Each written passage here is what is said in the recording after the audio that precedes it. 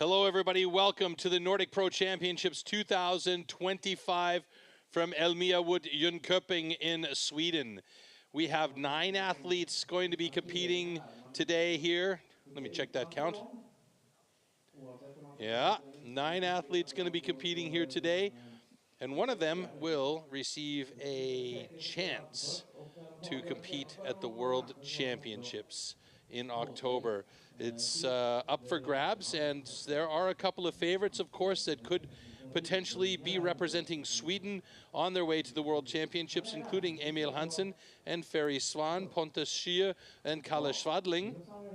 And yeah, this is an important contest here today as these athletes prepare to try and gain points for their world standing, but also points in order to be able to qualify for the World Championships.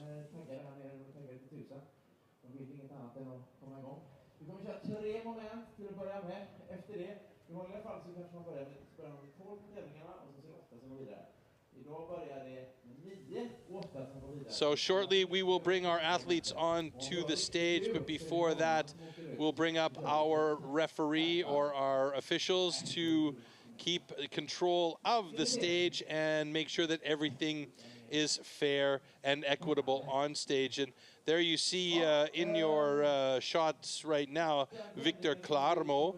He is one of the 2 officials that will be on stage today, and just joining him in the tent there is Bart Janssen, who will be our head judge on stage and who will offer up all of the final results in our decision zone at the front of the stage. Today we will have 6 events going on. As we go through the events, we'll be eliminating athletes along the way until we reach the very final event, which is the hot saw, which is the loud and proud daddy of this event. And the athletes will be competing to find out who has the fastest underhand chop, stock saw, standing block, single buck, springboard, and hot saw throughout the day, and who will be making it to that World Championships. But in the meantime, there is Victor Klarmo, judge, and Bart Janssen, who is our head judge on stage. These 2 will be taking care of duties up there to make sure that everything is fair and equitable. Now, coming up onto the stage, we're introducing each of our individual athletes. There is Adam Björns, then Peter Eriksson. Followed him is Kim Volke. Then from Norway we have, Ferry Swan's coming up now.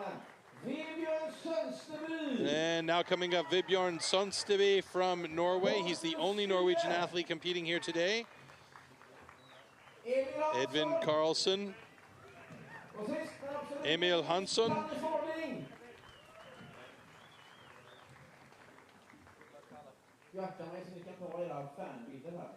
Kalle Schwadling already out there, as well as Pontus Schier. These guys came up all crazy willy-nilly. But there you go, Emil Hansson and Ferry Swan there in the hat. Those 2 are probably the big favorites today to see who will move on to our World Championship. But there can always be an upset. You just never know. And that's the beauty of timber sports. Sometimes the axe dictates, sometimes the wood dictates, and sometimes the body dictates. All right, so let's take a look at the format of our competition here today. The STIHL Timbersports individual competition. In the first round, all athletes compete in 3 disciplines: the underhand chop, the stock saw, and the standing block chop. The times achieved will be converted into points upon completion of each discipline.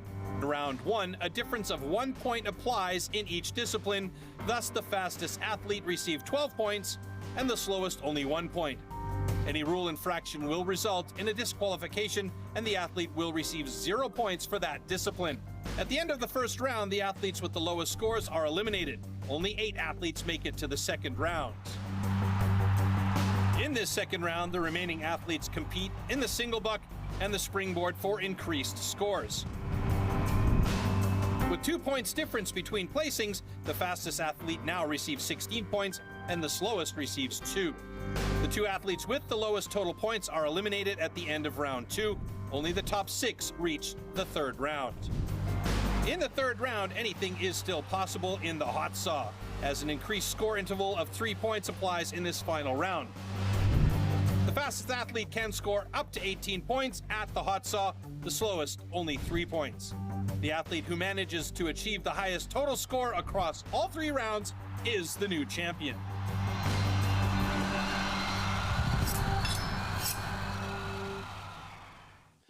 All right, celebrating 40 years of STIHL Timbersports, that was our format, and now let's check out the tool and discipline for the underhand chop.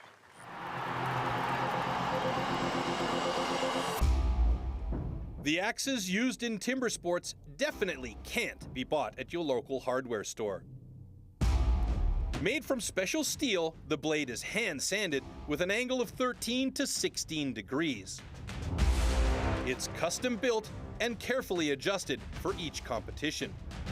The weight is around 3 kilos and it's about 80 centimeters long. The blade is so sharp that you could shave with it.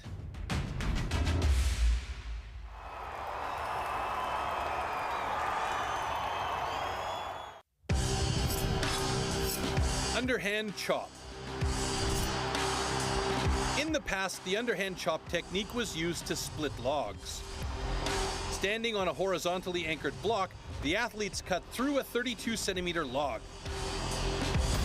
The block has to be worked from both sides.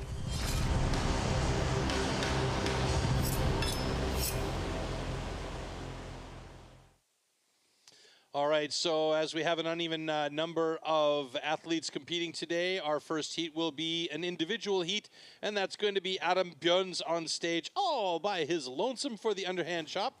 And there you see at the bottom of the screen the season's best 21:31, and the world record for the underhand chop 11:18. And I should point out that that underhand chop world record is held by Braden Meyer from Australia. Here we go. Ready. First Stand discipline to your timber. first event. 3, 2, 1, go! So Adam Björns wants to get into that block and chip it out as quickly as possible. Key to this is to be as accurate and quick as you can. Power is also very important, but accuracy plays a bigger role here, and that's a nice starting cut. Little bit close for the first hits, but now moving over to the other side should open up that second side a little bit more, and Adam looking very good here.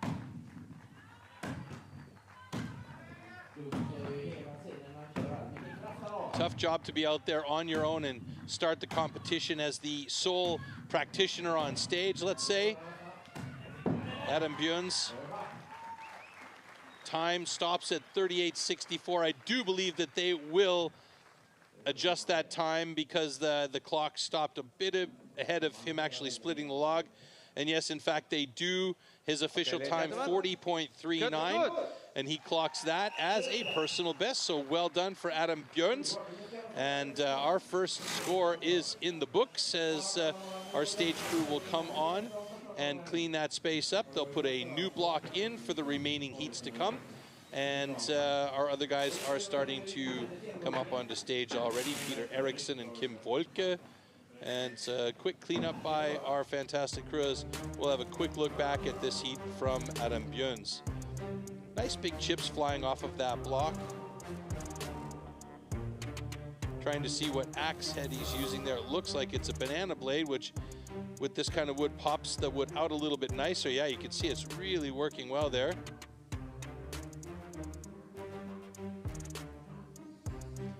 And I think what happened there is he did that one driver. It looked like it was wiggling. Our timer stopped the time. And then he did one final driver to really make sure that log was split. And that's where the official stop time was, and the reason why we had an adjusted time to 40:39. Okay, next heat up between Peter Eriksson and Kim Volke. Okay. Athletes ready. Stand to your timber. 3, 2, 1, go! Good start by Peter Eriksson. He's got pace as well. Kim Volke going for those power drivers. Peter Eriksson deep on that first side, switching over to the other side now. Kim Volke, 2 drivers behind. Eriksson steps down off that block, gets back up before he sets the next driver in. Peter Eriksson looking at a quick pace there, got a little bit stuck, but continues to keep it going, gets stuck again. Kim Volke looks like he might be catching up on that second side. Who's going to get through here first? Will it be Eriksson or will it be Volke? It's coming close for both of them. Eriksson steps down, he steps down again. That's going to cause problems, but he gets through in 40.64, just ahead of Kim Volke, who's done it in 45.83. Those times will, of course, be adjusted once they are made official from our competition control center, where they have all the high-speed cameras and are looking at everything very, very closely. So we just saw Victor Klarmo give a thumbs up to Bart Janssen. Okay, ladies and gentlemen, both guns are good. So we have official good cuts for both of them, and Peter Eriksson with a 40.64 sits in second place. Kim Volke with a 45.64 sitting in third place throughout the underhand chop so far. And you can see here, Peter Eriksson started off with pace. I mean, he was just going for quick cuts, very short swings, but getting in there as many times as possible. His balance was a little bit off there towards the end, and he stepped down a couple of times, but he had a nice, quick set of drivers, so that boded well for him. All right, coming up next, Vebjorn Sonsteby, who holds the national record for Norway at 22.31, going up against Edvin Karlsson, who recently graduated from the rookies, so he is new to competing with the men.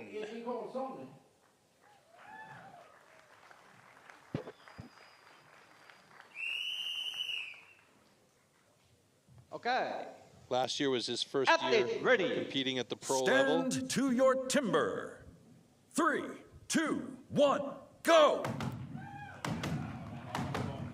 So Vebjorn Sonsteby, he's got plenty of experience and pedigree, and you could see he's got pace as well. Edvin Karlsson not messing around, but Vebjorn Sonsteby a good 4 or 5 drivers ahead of Edvin Karlsson as he switches to the other side. Edvin Karlsson joins him on the second side, but Vebjorn Sonsteby looking really good as he gets close to the edit. Oh my goodness, what a come from behind by Edvin Karlsson, a 22.65 PB for him, and Sonsteby at 27.75. Wow, I was not expecting that kind of second-hand speed from Edvin Karlsson, whose previous personal best was a 25.16, and he just blew 3 seconds off his time. What a fantastic result for Karlsson. Ladies and gentlemen, both guns are good. Wow, he's obviously been training and making sure he is fit for this competition. Very, very good job from Edvin Karlsson. So Edvin Karlsson thereby takes top spot in the underhand chop results. Vebjorn Sonsteby, no slouch, 27.76, sitting in second place right now, pushes the rest of the guys down. Let's watch this again here. Okay, strange replay right there. Here we go. So you can see both of them have really, really good pace. Not really much accuracy on the part of Edvin Karlsson here, but he doesn't care. He got over to that second side and just went to business on side 2. Very, very good job from Karlsson. All right, heat number 4, and it's buzzing right now. Kalle Svadling against Pontus Schie. A couple of guys that have been around the block. Both of them have very, very fast personal best. Pontus Schie, slight advantage as the tail of the tape goes with 19.11 PB to Kalle Svadling's 21.33. But as you've just seen from Edvin Karlsson, who knows what's going to happen out there. And it seems like this wood is chopping quite well today, so we'll see how this all breaks down once these guys start actually hitting the wood.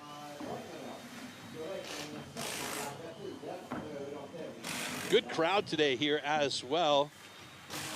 A lot of people have been funneling in throughout the day, you know, during our rookie competition, and then we had a really nice crowd there for the women, and now it's, I'd say, it's doubled in size for this men's pro competition as they do a quick cleanup on stage to make sure that we are ready to go for the next set of heats.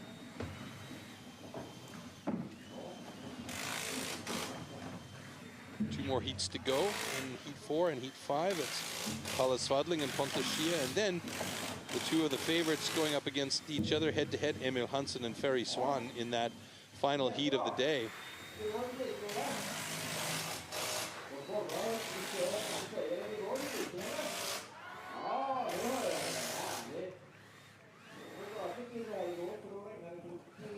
All right. Got to appreciate the great job that this stage crew does, getting that whole thing turned around in no time flat so that it is ready for our next set of heats. So, left-hand side of your screen, Kalle Swadling. And on the right-hand side, Pontus Schie. As I said, both of these guys pedigreed timber sports athletes, so it's really about who's on point on the day. Ready. Stand to your timber. 3, 2, 1, go! Good start, and they are in sync with each other right now, going tick for tack. Pontus Schie starts to increase the pace a little bit, moves over to that second side. Kalle Swadling still on that first side. He now moves over about 6 drivers behind Pontus Schie, but as we saw with the heat with Edvin Karlsson, that doesn't really matter.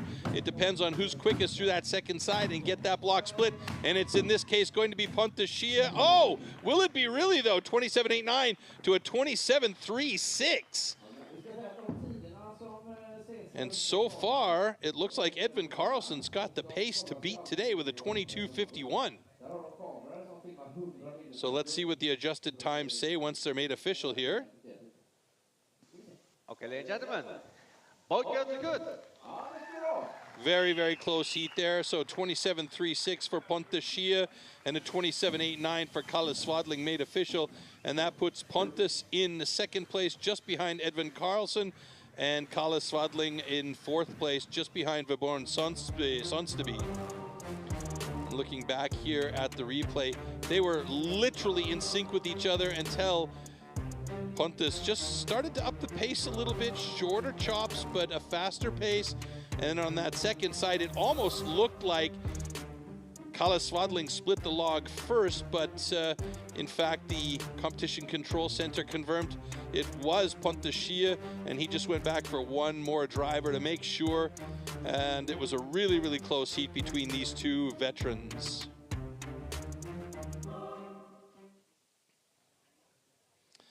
All right, this is a heat that a lot of people have been looking forward to. These guys compete against each other quite regularly. They're friends, and they're also teammates on Team Sweden. But when they're on stage in this particular situation, knowing that a spot at the World Championships is up for grabs, there is no love lost. Neither one of them want to lose to the other guy.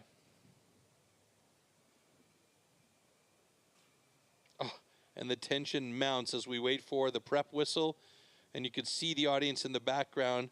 It's a collective breath hold there to see which of these two gentlemen will be faster. Okay. And above all, what kind of speed we're talking about here. Stand to your timber. 3, 2, 1, go! Keep an eye on Ferry Swan there on the left-hand side of your screen at this point as he takes his first 2 drivers, and then he starts to pick up the pace.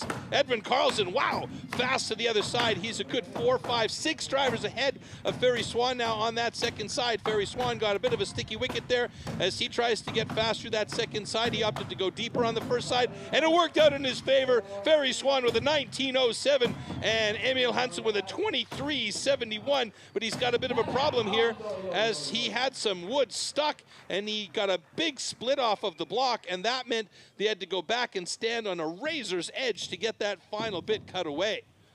Question is he safe with the check here from Bart Janssen as they look now to see if he cut through that foothold, and it looks to me like he's okay, just that a split block.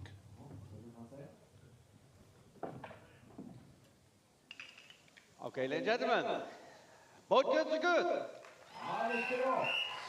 All right, so Ferry Swan with a blistering fast pace, and after adjustment, it's 18.74 for Ferry. Edvin Karlsson drops down a notch to second place, and Emil Hansen, by virtue of a pretty good second side, not as fast as Ferry Swan, but at 27.21 gives him third place after the underhand chop is done. And that will be our current standings for the moment in the overall, with Ferry Swan leading this competition after the first discipline is done. Let's also not forget that these guys in these first three disciplines, the underhand chop, stock saw, and standing block chop, they want to be among the top 8 athletes to move on to the next round, because they definitely want to be in the next round to be able to move on to that hot saw. And you can see there that problem that Emil had, having to stand on literally a centimeter of wood in order to be able to cut through. So there you see the results of the underhand chop. It's official. And our top 3 guys, Ferry Swan, Edvin Karlsson, and Emil Hansson.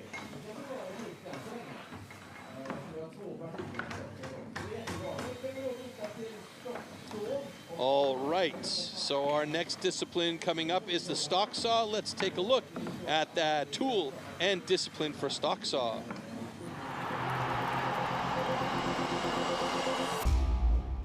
The STIHL MS661CM stock saw is used in STIHL Timbersports as the ultimate test of operator skill. Designed for the toughest jobs in forestry, it produces approximately 7.3 horsepower, has a displacement of 91.1 cc, and weighs 7.4 kilograms. To ensure evenly and fairly matched saws, professional STIHL technicians prepare and test the saws before each competition.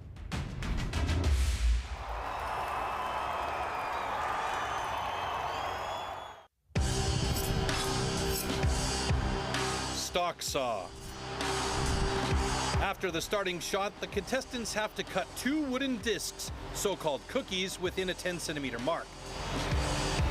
1 downward and 1 upward. The attempt is only valid when both discs have been cut off completely and within the marks.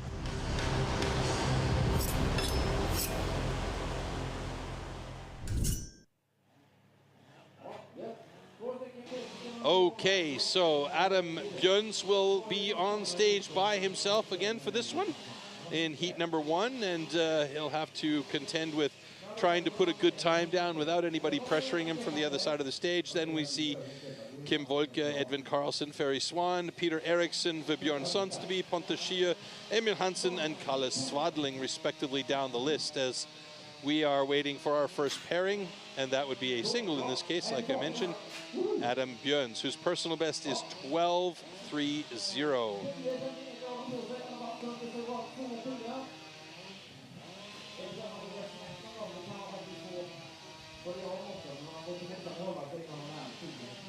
So you could probably hear in the background behind me, they're getting the stock saws prepared for our athletes. And basically what they're doing is they're just warming up the engines, warming up the blades, making sure that everything on the bar, the saw, and everything is working correctly, so that when they do start these saws on stage here, that there are no problems with the start and they get going right away and they can work fair and even for everybody.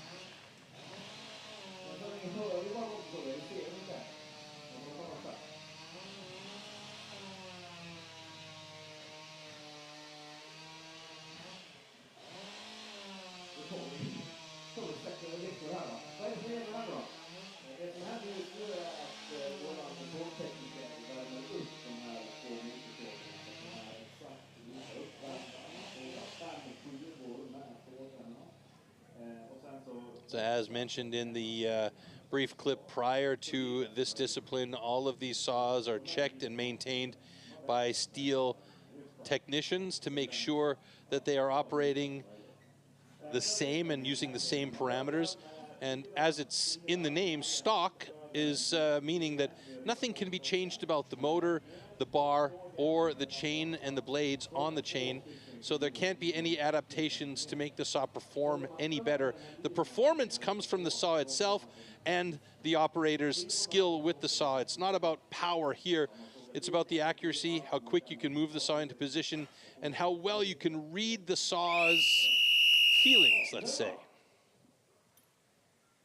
Okay. Warm up your saw.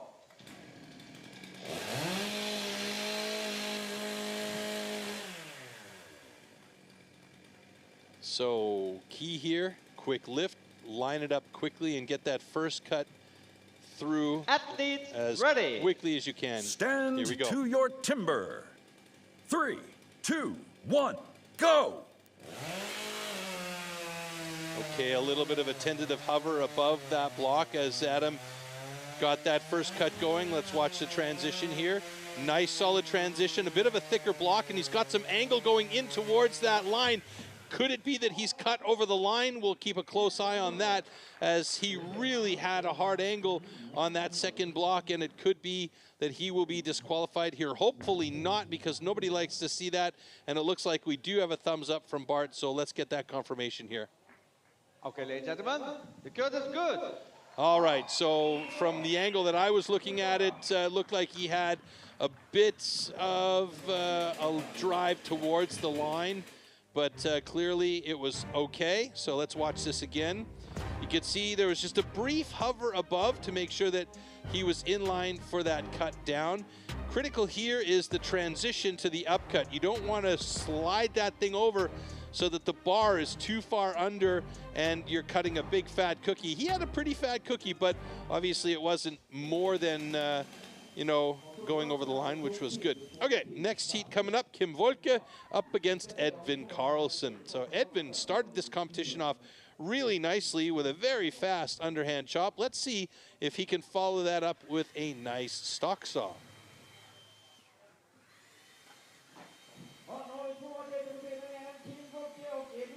Time to beat so far is from Adam Björns with a 15:07.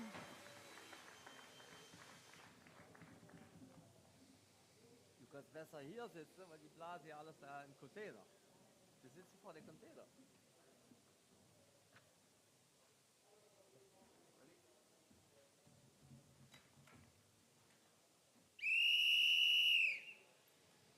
Okay, gentlemen, warm up your saw.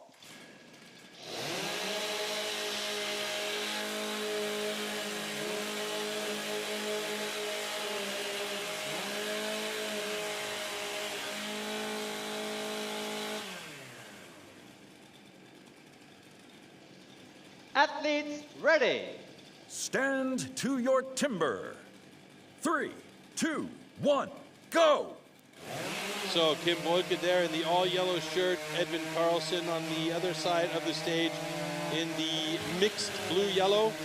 Kim Volke a little bit of a tentative jump back and repositioning on the upcut. And Edvin Karlsson with a 14:13, not his fastest time, but that's enough to put him in the top spot right now. And Edvin Karlsson doing very well in his second full year as a pro. And like I said, graduated out of the rookie academy just a couple years ago and has been doing very, very well to mix it in with the pros. Both guns are good. So Edvin Karlsson currently has the top spot and the fastest time after adjustments. I think we've got 14:13 is official. No, 14:16 is now official, and 14:84 for Kim Volke. So they are the top three at the moment. Edvin Karlsson, Kim Volke, and Adam Björns. Let's look back here. There's the initial cut from Edvin Karlsson. Nice thin cookie, not overly thin. Watch this from Kim Volke though. He had to readjust, so took a little bit of time away from him, and he also lost the tip of the bar a little bit into the block there, so that can also cause problems. You want to be a little bit closer to the block so you're using the entire bar to cut through. As now we move to stock saw heat number 3, and that's Ferry Swan going up against Peter Eriksson.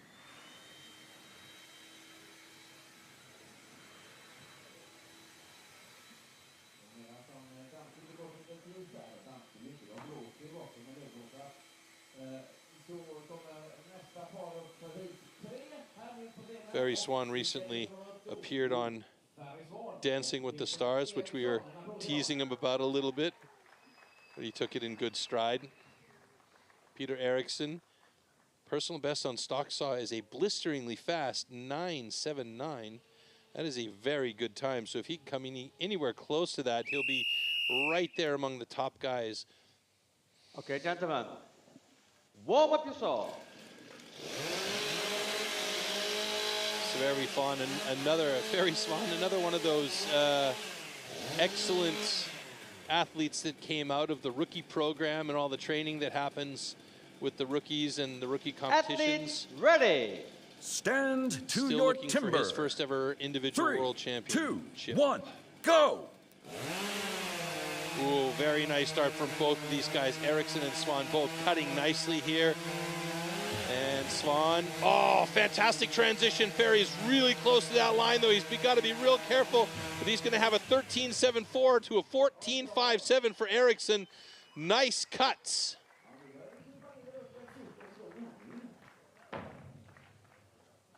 Looks like we're safe on lines as well here.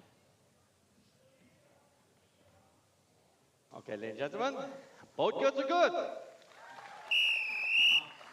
So it's official. Ferry Swan with a 13.72 takes over the top spot in stock saw.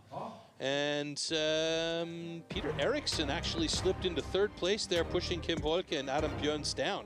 It was a really, really nice start by both of them. And actually, Eriksson had the thinner of the two starting cookies. And beautiful transition by Ferry Swan to that upcut. But he had a monster of a cookie compared to what these guys are usually cutting there. And, yep, bit of an angle there by Eriksson, but it didn't seem to bother him too much. So these guys have good cuts. Two cookies on the deck, and we're moving on to heat number 4 with Björn Sonsteby going up against Pontus Schie.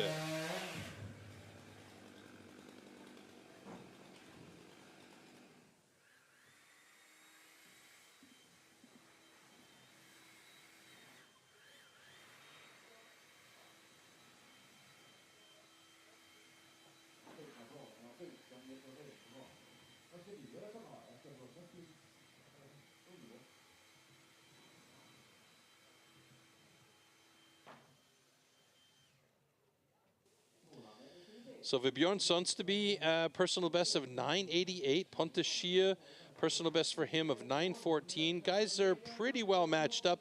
Pontus Schie just has a ton of experience, so he's been around this sport, it seems like, forever. And we always see him in the mix and staying relevant in timber sports, and he just continues to impress with how well he stays busy with this industry.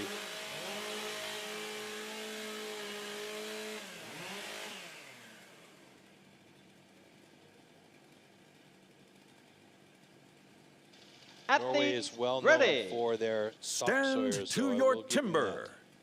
3, 2, 1, go! Oh, very nice start from Björn Sonsteby. He got in there quick, but Pontus Schie, he's got himself a nice transition, fast cuts by the looks of it, but Björn Sonsteby, wow, blisteringly fast. Fastest time of the day, in fact, I believe. Oh, but Pontus Schie just snuck in there. Holy smokes, folks. A 13.19 to a 13.41, I thought, for Björn Sonsteby was going to take that one, and it was just a couple tenths of a second difference between the two of them. Amazing. Both goods are good. So after adjustment for Björn Sonsteby with a 13.60, Pontus Schie with a 13.36. That's how close this is, and Pontus Schie takes the top spot in the stock saw. Beautiful start there from Björn Sonsteby, though. He was quick up, and that transition from, from Pontus Schie, it just doesn't get any better than that. Nice and thin, really easy, laid it over perfectly, and two cookies on the deck. Nicely done. Okay, so we have our final heat here in stock saw, heat number 5, with Emil Hansson going up against Kalle Swadling. Kind of say that Kalle Swadling is a specialist when it comes to the stock saw. And Emil Hansson's dad, Hans-Ove Hansson, is very often the training master for stock saw at the Rookie Academy. So you know that he's got plenty of help from him in this discipline.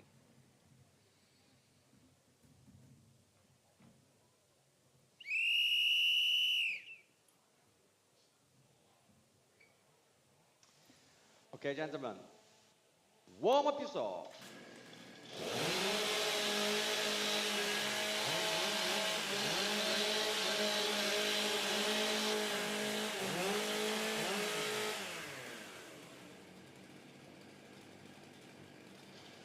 Athletes ready. Stand to your timber. 3, 2, 1, go! Oh, goodness. Kalle Swadling having a problem. He stalled that saw out when the chain hit, and that means Emil Hansen has a massive advantage here.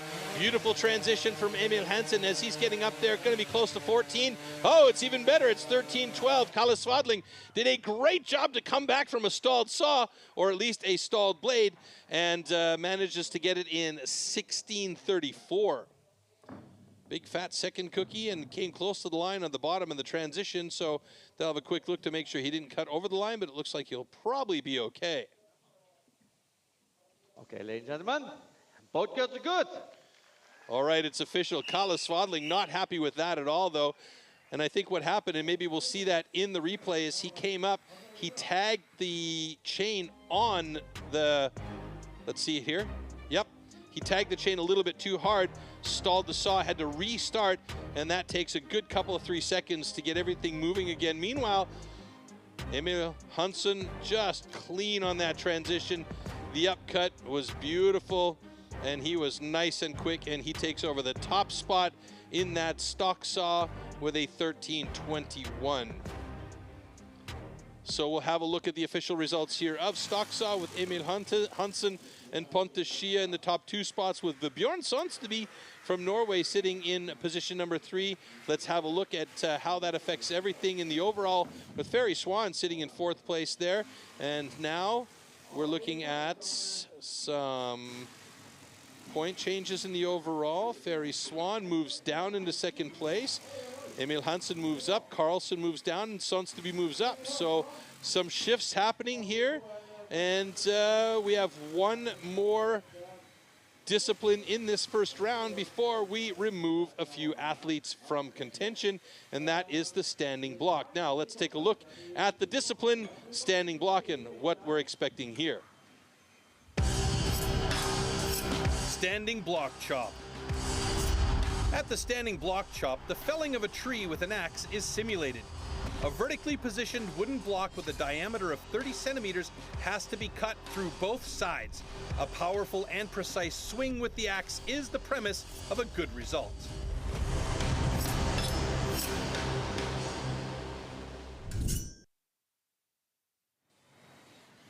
Okay, so as before in standing block, we're going to have Adam Björns starting things off and being all alone on stage.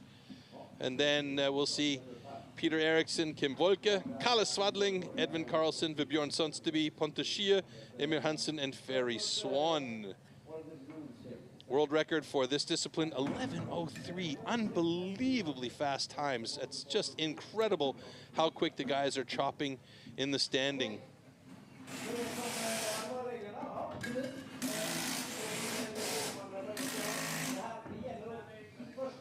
So there you can see crew getting that stage set up once again. Great job by them to make sure that everything is clean. It's very, very important, especially in this particular discipline, that stage is tickety-boo. None of that sawdust or chips from previous events lying around those standing block stands, because as the athletes move around from one side of the stand to the other to start chopping on their second side, the last thing they need is to have their foot slip on a piece of errant wood that's lying on the ground. So the stage crew plays a very, very critical role, not only in getting the stage switched over quickly, but also making sure that the stage is in the safest possible conditions for the next athletes to come out there and compete.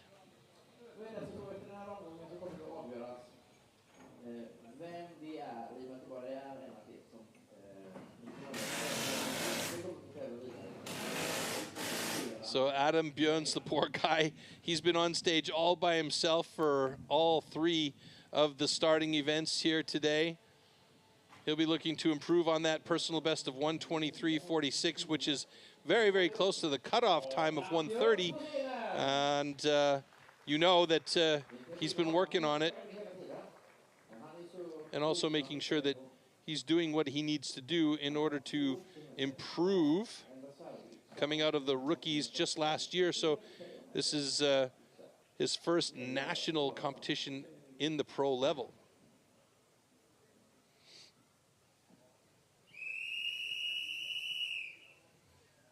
Okay. Athlete ready. Stand to your timber.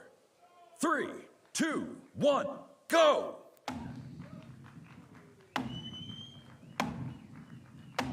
There we go, some nice chips flying off for Adam as he gets into that first side of the block.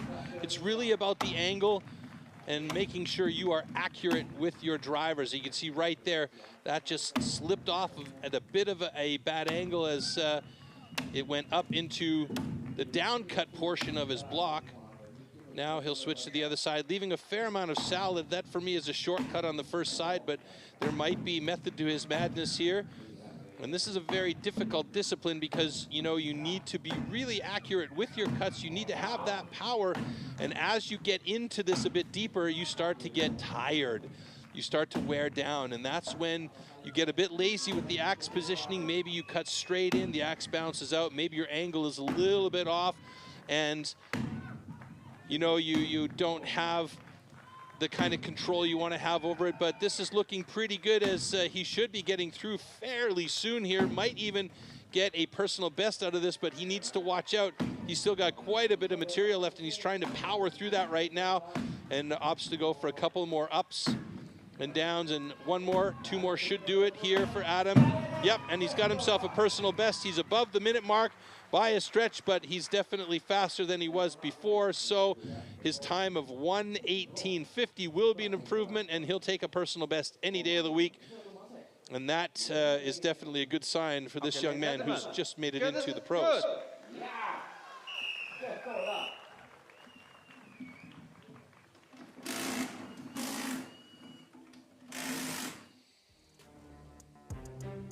Okay, wait, watch this here a little bit. So 2 up, 2 down, chipped out, nice.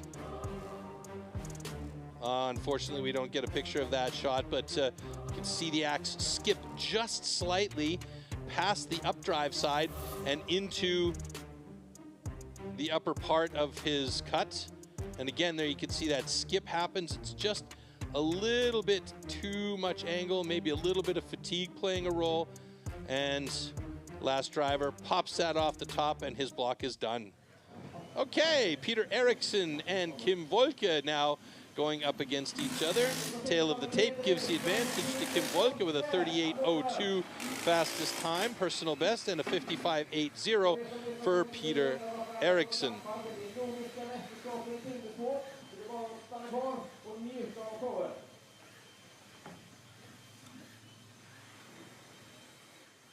You can see there putting a little bit of lube on the axe head there, on the face of the axe, just to prevent it from sticking on those first couple of drivers into the block. Because once you get the skin layer off the outside of the block, then it's a little bit easier to keep working through there. Although the axe will get stuck if your angle and your power don't play well with each other. Athlete ready.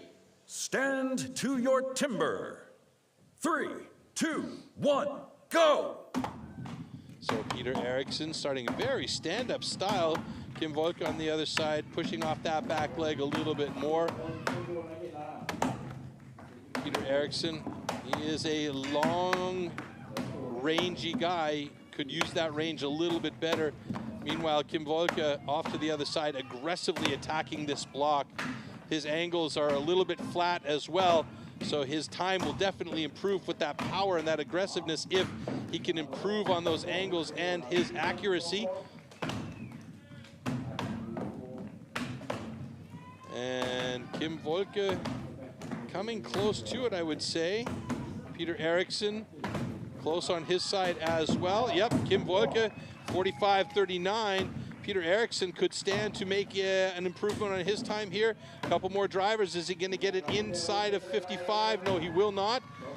So no improvement on his time at all, as he is just trying to hammer that nail in, and he does it in 1:00.72. So the fastest time of the day so far is owned by Kim Volke at 45.31. And Victor Klarmo, our judge, gives a thumbs up to Bart Janssen to let him know that the cut is okay. Both cuts are good.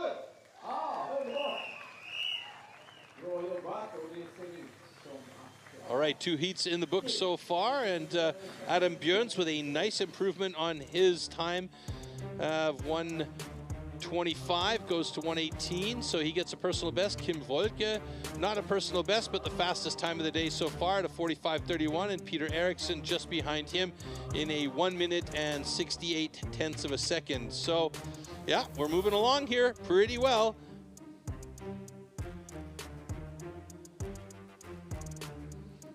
So heat 3 coming up shortly, and that's going to be between Kalle Swadling and Edvin Karlsson.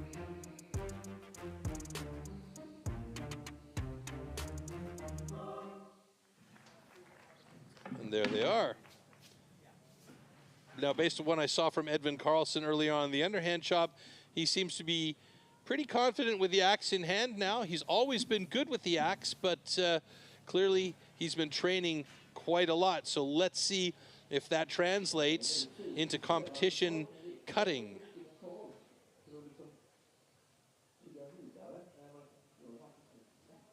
Our intrepid photographer Andy on stage there, making sure that he gets the good shots, but wanting to stay out of chip shot. Ready. Stand to your timber. Kalle Swadling. 3, 2, 1, Here we go. Kalle had a little bit of trouble with that stock saw earlier on, but gets right to business here with some really nice drivers on this standing block chop. Edvin Karlsson on the other side, moving over to the other side, about a half driver ahead of Kalle Swadling, but it's not that much. And between these two guys, it's anybody's game. Kalle Swadling's got power, and it looks like he's going to get there ahead of Edvin Karlsson. He does. 23:37, and Edvin Karlsson a personal best at 25:97. Well done by Edvin Karlsson, moving him into second place in standing block, and Kalle Swadling takes over the top spot in the discipline. Very nice cut from Edvin Karlsson. I think he might have gone over to the other side a little bit too early, but that's okay. It worked for him, and he is in second right now in standing behind Kalle Swadling.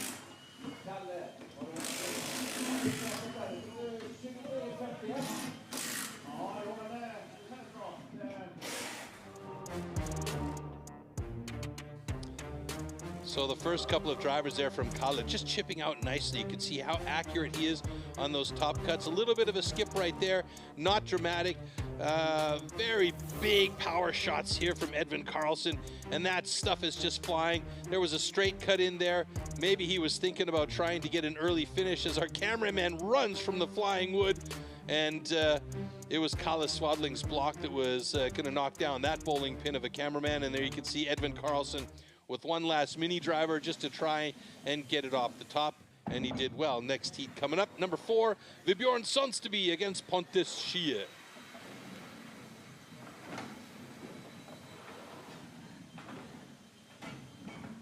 Vibjorn holding the national record at 20.35 for this discipline.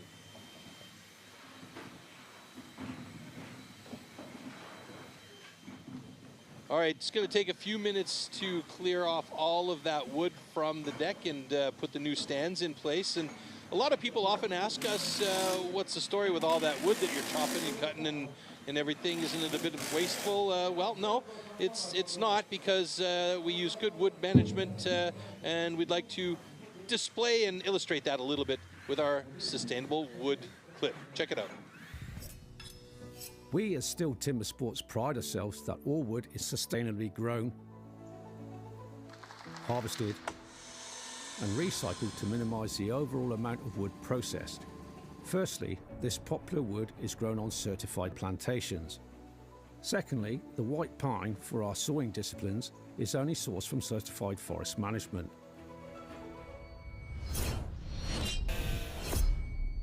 After all our STIHL competitions, all the spent wood is collected and recycled right down to the wood chips and sawdust, which, for example, is converted into renewable energy in the form of wood pellets for biomass.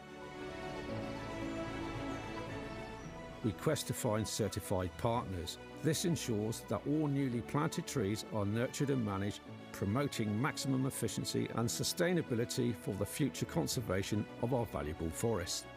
Therefore, as you can see, with good harvesting practices and good management with silviculture, The ground is quickly replaced by new trees, or could even be used for arable for farmers and future rotations.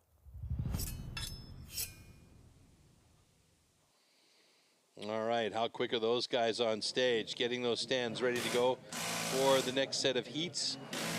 2 more heats to go, heats 4 and 5. Vebjorn Sonsteby and Pontus Schia in heat 4, and heat 5, Emil Hansen and Ferry Swan head to head once again.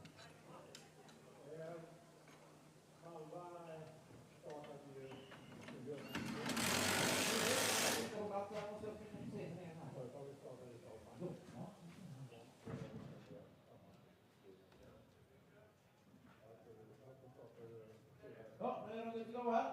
Och då blir det nästa hit. Hit nummer 4, Vebjörn Sonsteby och Pontus Schia. All right, there we have Vebjorn Sonsteby getting ready. As I said, he holds the national record for Norway for the pro men. Pontus Schia, personal best for him on standing block, a blistering 17.62. Season's best so far is 20.47. So that's definitely something to aim for these guys. Stand to your timber. 3, 2, 1, go! Nice pace here as well. And they are on sync, or in sync with each other as they drive into those blocks. Moving over to the second side, how well matched are these two guys? Pontus Schia on the right-hand side, Vebjorn Sonsteby on the left-hand side, hammering away.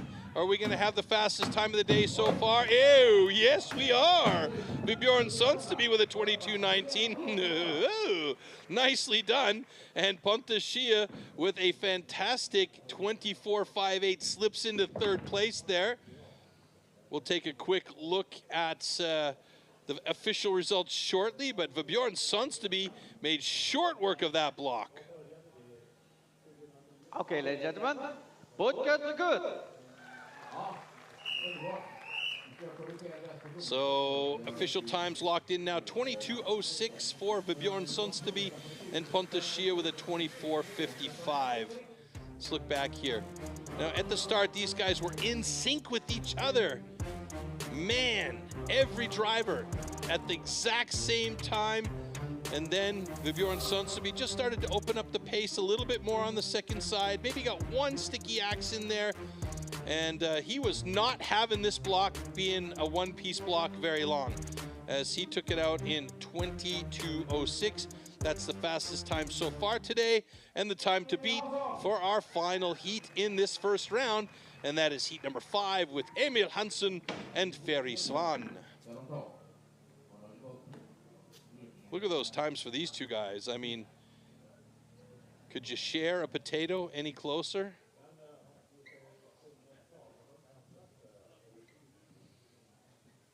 It's been the last few years where it's been one or the other representing Sweden in the World Championships. The question is, will it be one of these two guys this year, or will it be somebody new? Athletes ready. Stand to your timber. 3, 2, 1, go! Keep an eye on Ferry Swan. He likes to go fast, and Emil Hansen, no slouch either, as he gets in there with some serious power. He shifts to the other side, about 1.5, 2 drivers ahead of Ferry Swan, and Emil Hansen, he is also an angry man taking it out on that block. Looks like Ferry Swan's left some material behind, and Emil Hansen hasn't left any doubt that he wants to be on stage at the Worlds. 19.72 for Emil Hansen. That's the fastest time of the day. Ferry Swan with a 22.94, 3.22 seconds off pace from Emil Hansen, and that puts Ferry Swan in 3rd place at the moment, and Emil Hansen at the top of the rankings, right ahead of Ferry Swan.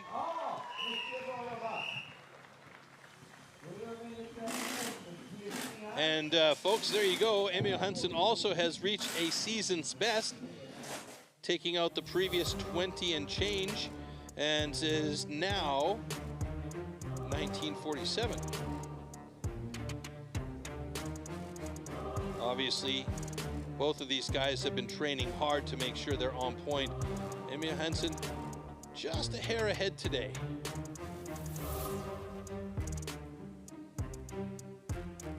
see the adjustments, the micro adjustments that are made by these guys as they're cutting away there.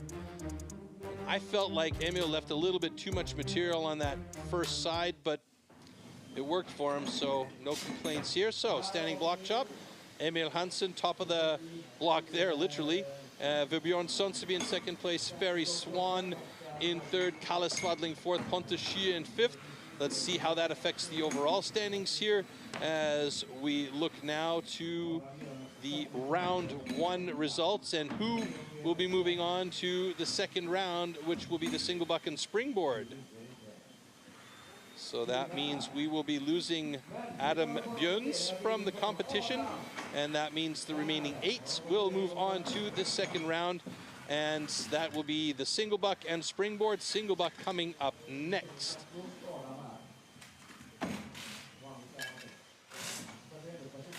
So speaking of the misery whip or the single buck, let's take a look at the tool and discipline of our next round starter.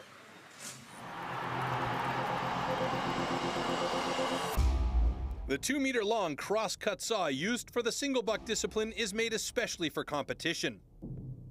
A series of consistently patterned 10-centimeter-long teeth are cut with a laser on one side of the saw and then hand sharpened. Saw teeth are divided into 2 types, cutters and rakers, just like on the old-school saws. The saw weighs about 5 kilos and its base price starts at around 1,500 euros.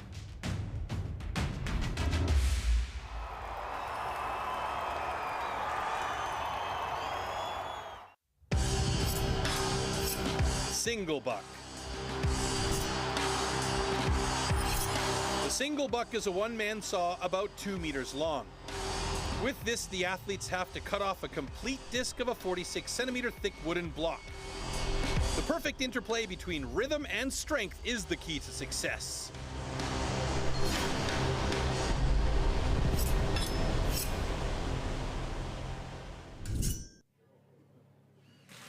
All right, there's our heat lineup, and we reduced our overall number of athletes, only by 1 in this case, but we still have 8 athletes remaining in the competition. Kim Wolke and Peter Eriksson will be battling against each other in this first heat. Then we'll see Kalle Swadling and Pontus Schie, Edvin Karlsson and Vebjorn Sonseby, and then Ferry Swan and Emil Hansson. There are a couple of specialists in this crew of 8 when we're speaking about the single buck. Kalle Swadling is one of them. He's very good in that discipline, as well as Ferry Swan. But you can never count out Emil Hansson, and I'm very curious to know how Edvin Karlsson does here as well.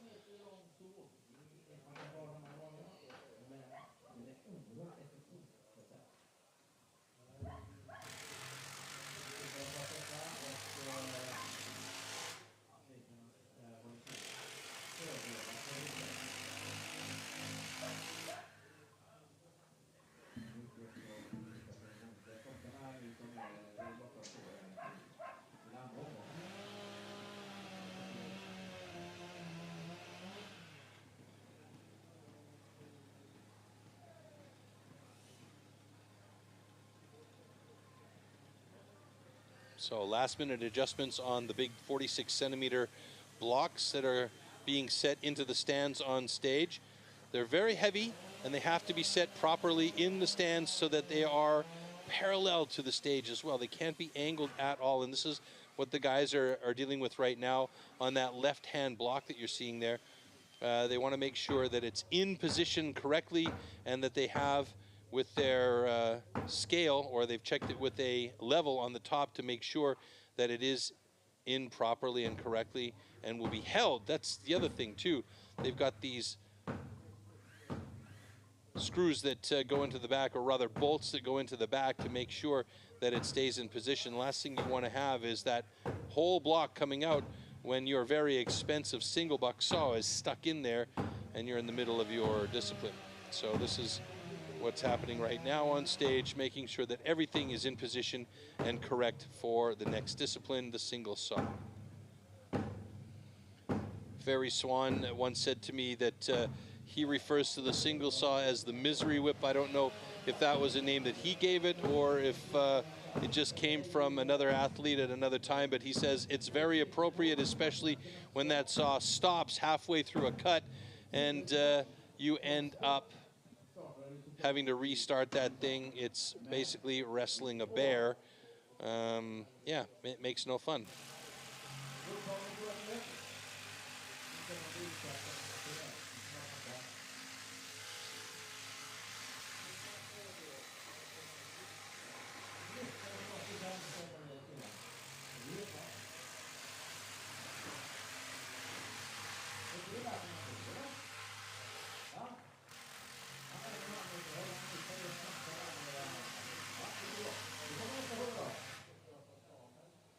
So it looks like we are pretty close to being ready here. And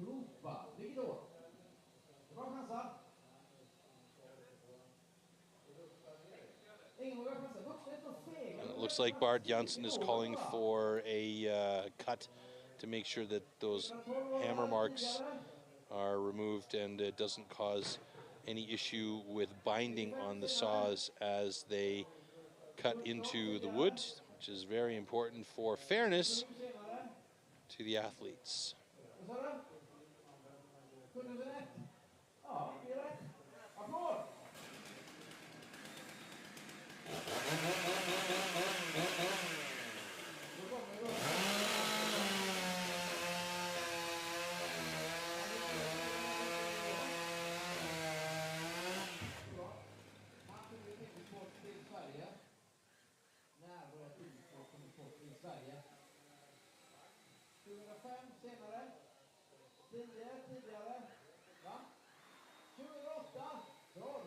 All right, so here we go with our next heat, single buck heat number 1, Kim Wolke going up against Peter Eriksson.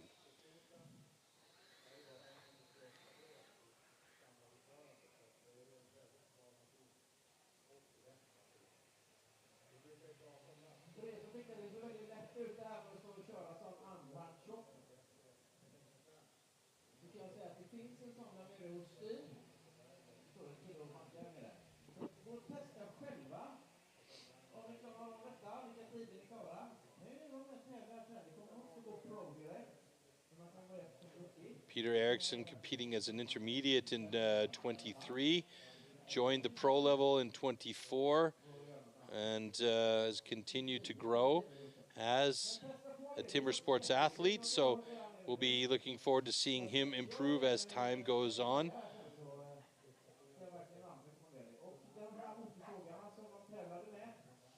World record for this discipline, by the way, in the single buck without assistance is Ben Cumberland, who got the world record at the Canadian Pro Championships 2023 with a time of 10.47 seconds. That is blisteringly fast.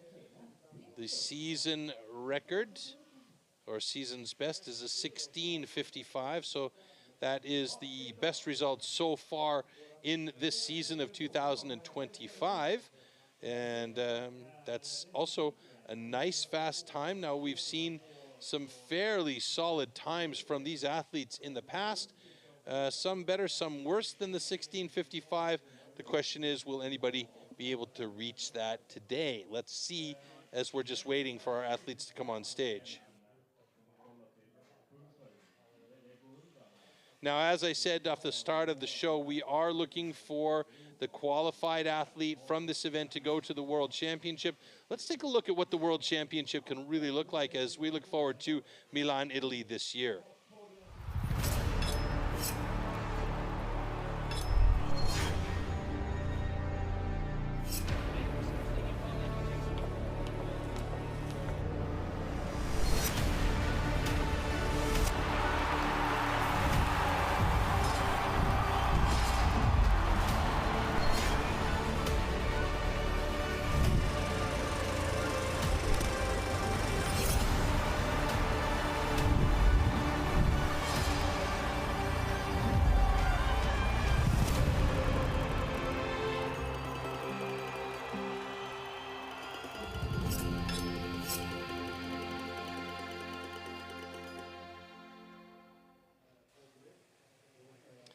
Last year we did the trophy just outside the Allianz Cloud in Milan, Italy. Fantastic location, and really looking forward to being inside that venue this year in October and seeing how the world's best compete there in Italy with all the distractions of food and wine. Oh yes, it is going to be a good time once again. And the question needs to be asked, will anybody be able to dethrone Team Australia, the Chopperoos, who have been dominant in the team competition the last few years? The individual competitors changed. It's gone around the block a few times, but the team has been pretty much consistently Team Australia for the last few years. And yeah, they need a dethroning. I'm just putting that out there.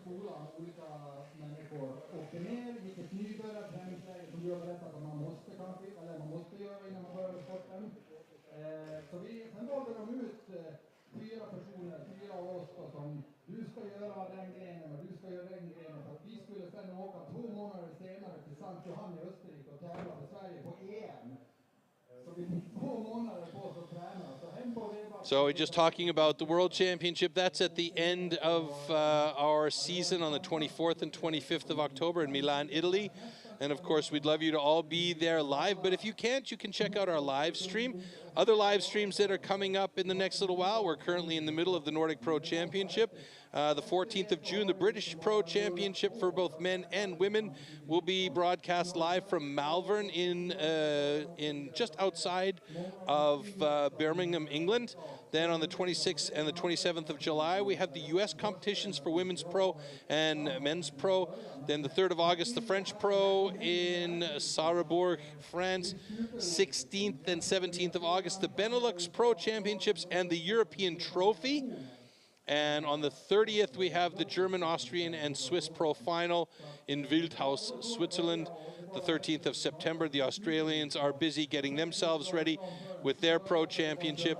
And then it all culminates on the 24th and 25th of October for the Team Worlds and the Individual Worlds in Milan, Italy. And you can check out a full schedule at data.stihl-timbersports.com.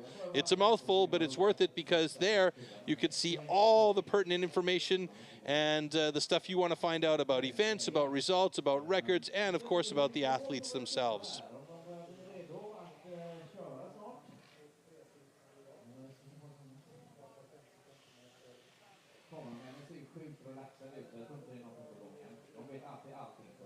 So what's happening right now is our crew is preparing the tree stands for the Springboard.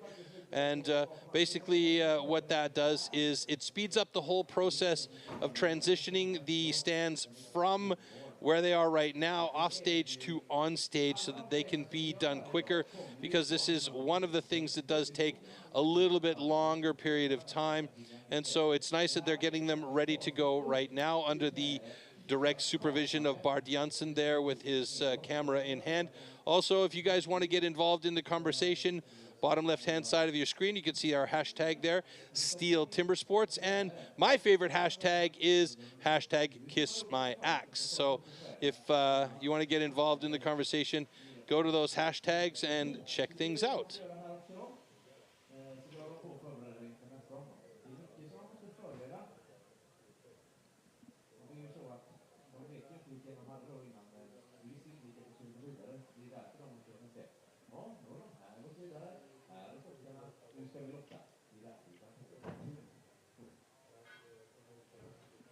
So a little bit of cloud cover rolling in here. We've got a little bit of wind. It's making it a little bit chilly.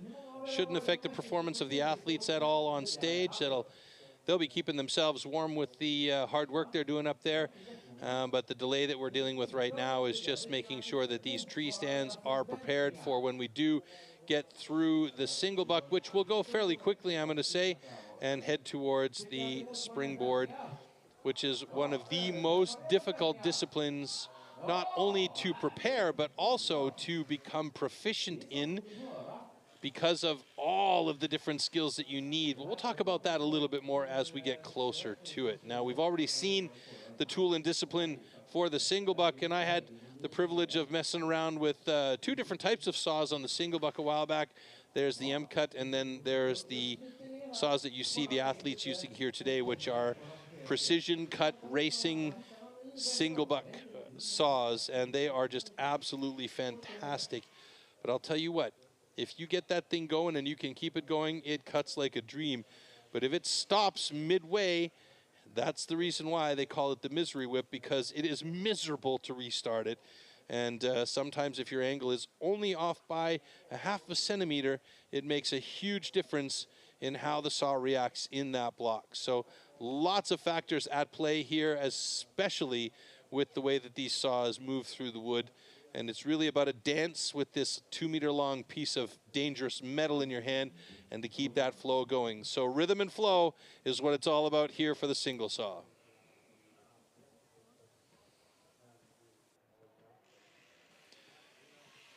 So while we wait, I'm just watching the guys go from their paddocks back here, carrying their 2-meter long saws over to the stage area to get ready.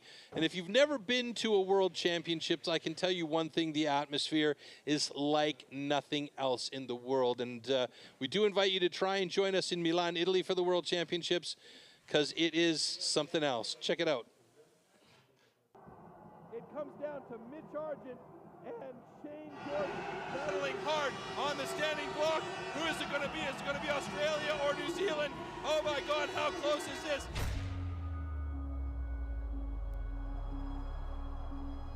And it's Australia!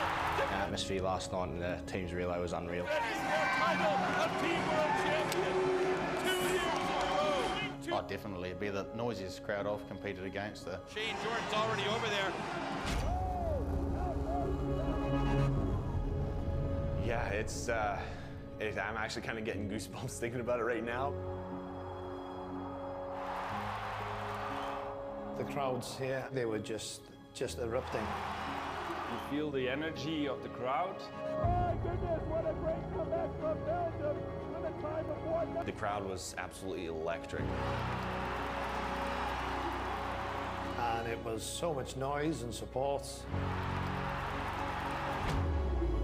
Ja, doch, das pusht schon rum und mein Fanclub ist auch da. Very passionate about their country and, yeah, their competitors. Yeah, it feels super.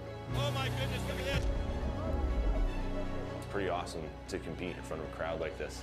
But he's not giving up. He's looking good. Like such an adrenaline rush. It's an amazing feeling.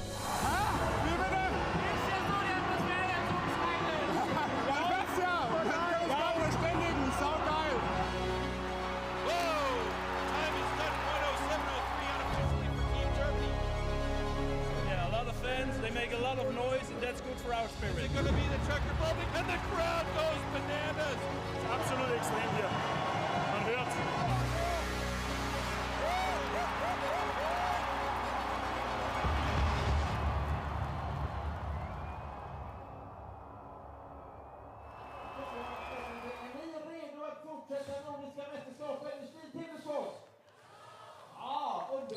All right, as I mentioned, the atmosphere at a STIHL Timbersports World Championship is like none other.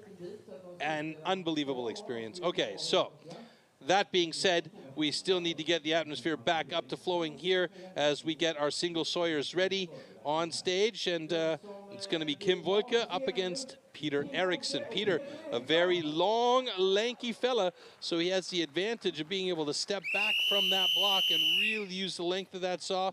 Kim Volke, also not a small guy, so could be an interesting heat. Both of them have similar angles at the start. Let's go. 3, 2, 1, go! Peter Eriksson struggling a little bit off the stop with the saw, actually stopping numerous times in his cut. Kim Volke had good flow up until a second ago there, and it stopped again. He hopped it back into the roll, and he's got it moving again, keeping that flow going. And Kim Volke, oh, he gets stuck again. He's got to be careful as he gets to the bottom of this cut, but he's got himself a personal best, 24.53. And Peter Eriksson still having some problems changing that angle a little bit too much as he fights that down cut, and he gets another one A final push through at 35.30 and a personal best for Peter Eriksson as well, as these guys both entering the competition nicely.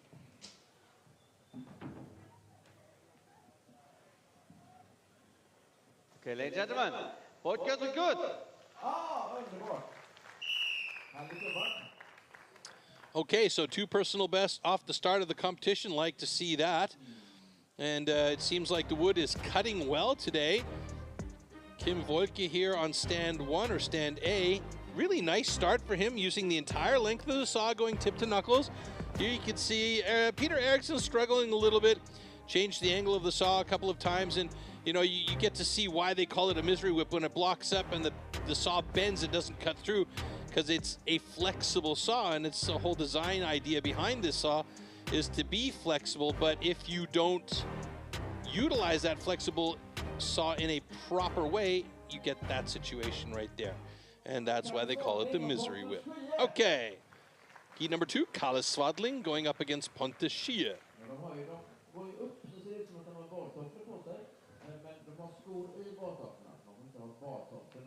So a couple of guys with pedigree for sure, and a couple of guys that can definitely do some damage to time here. Kalle Swadling a little bit faster with the tail of the tape. As I mentioned earlier, a bit of a single saw specialist. Very often they're single sawyer in team competitions.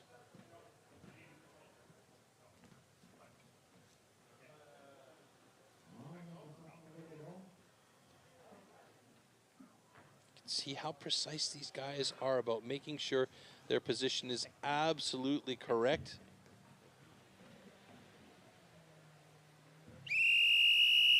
It's so practiced and so measured. Okay. Athletes ready. Stand to your timber.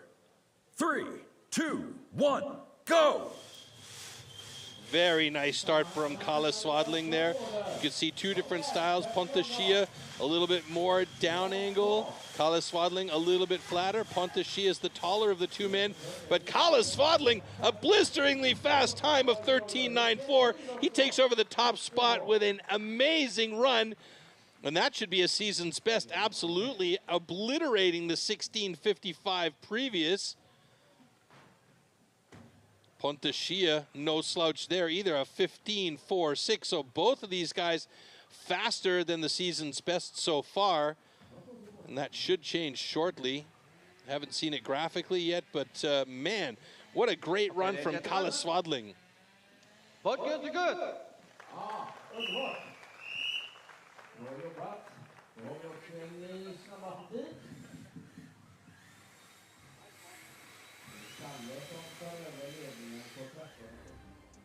Let's look at this again. You can see here, Kalle Swadling really using the entire length of that saw, breathing through each run.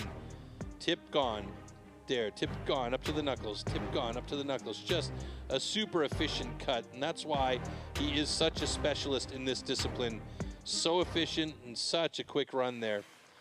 Okay, Vibjorn Sonsteby here up against Edvin Karlsson, and Vibjorn Sonsteby holding the national record for Norway at 12.58. Wow, that is a great time. Will he be able to pull that time off today? The way the wood's been cutting, who knows? And the way that Edvin Karlsson's been improving from event to event, I imagine that he will have a good time here today as well.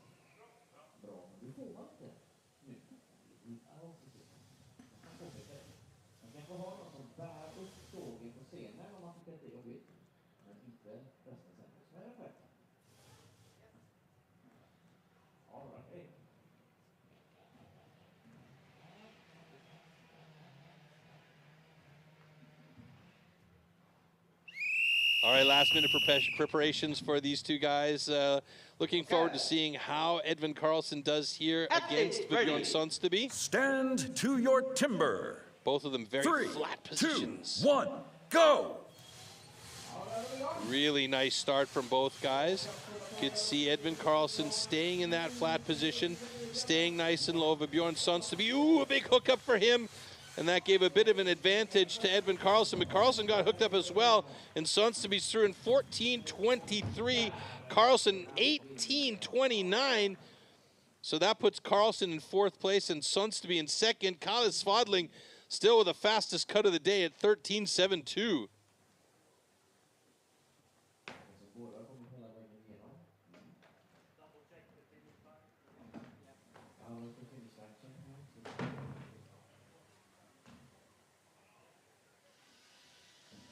And I did tell you the single bucks would happen quickly here. We are almost through with one more heat to go in the single buck. Then we're going to move on to the springboard.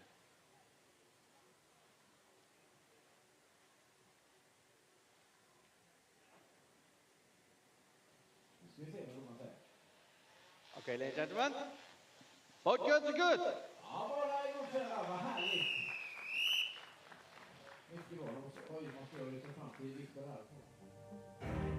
So there we go.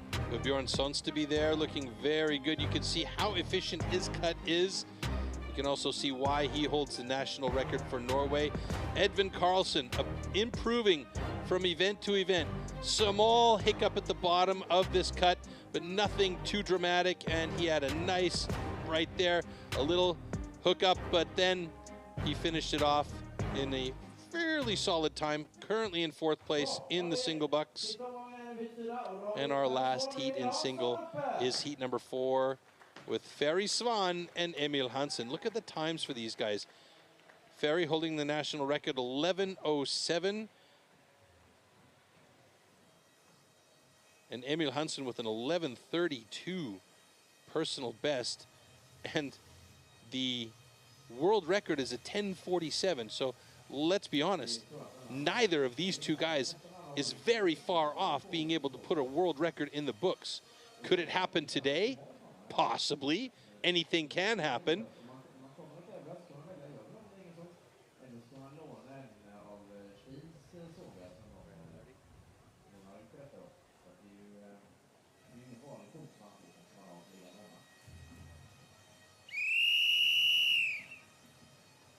Okay.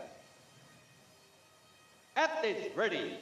Stand to your timber. 3, 2, 1, go! So Ferry Svan is absolutely a specialist in this discipline. You can see he doesn't bother using the entire length of the saw, but he just goes for pace. That's all. It's all about pace. Oh my goodness, 11:97 and a 12:59. 2 fastest times of the day. That puts Ferry Svan right ahead of Emil Hansen at the top of the single buck results. Kalle Svadling gets shoveled down to 3rd place with Pontus Schia and Vibjorn Sundsteby riding out 4 and 5 in this position. Wow. I mean, imagine what happens if Ferry Svan runs at that speed and uses the entire length of the saw.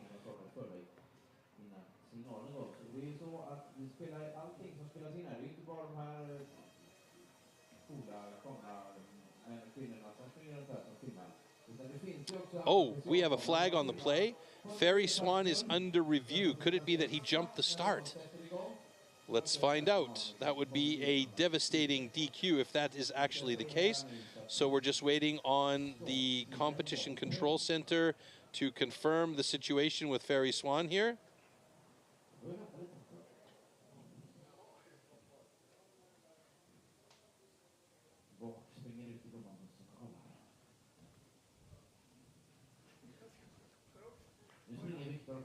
So Victor Klarmo heads over to the sides to confer, I guess, with Bart Janssen, who has gone to the control center to double check everything. And now tension is rising because this could put a real dent in the hopes of Ferry Svan making it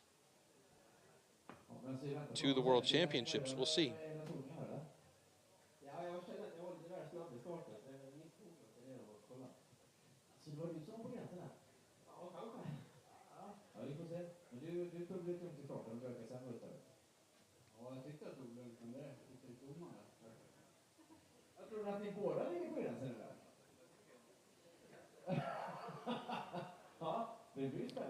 And there's our yellow flag on the play, being trod on by our commentator and anybody else who has a chance to step on the dreaded yellow flag.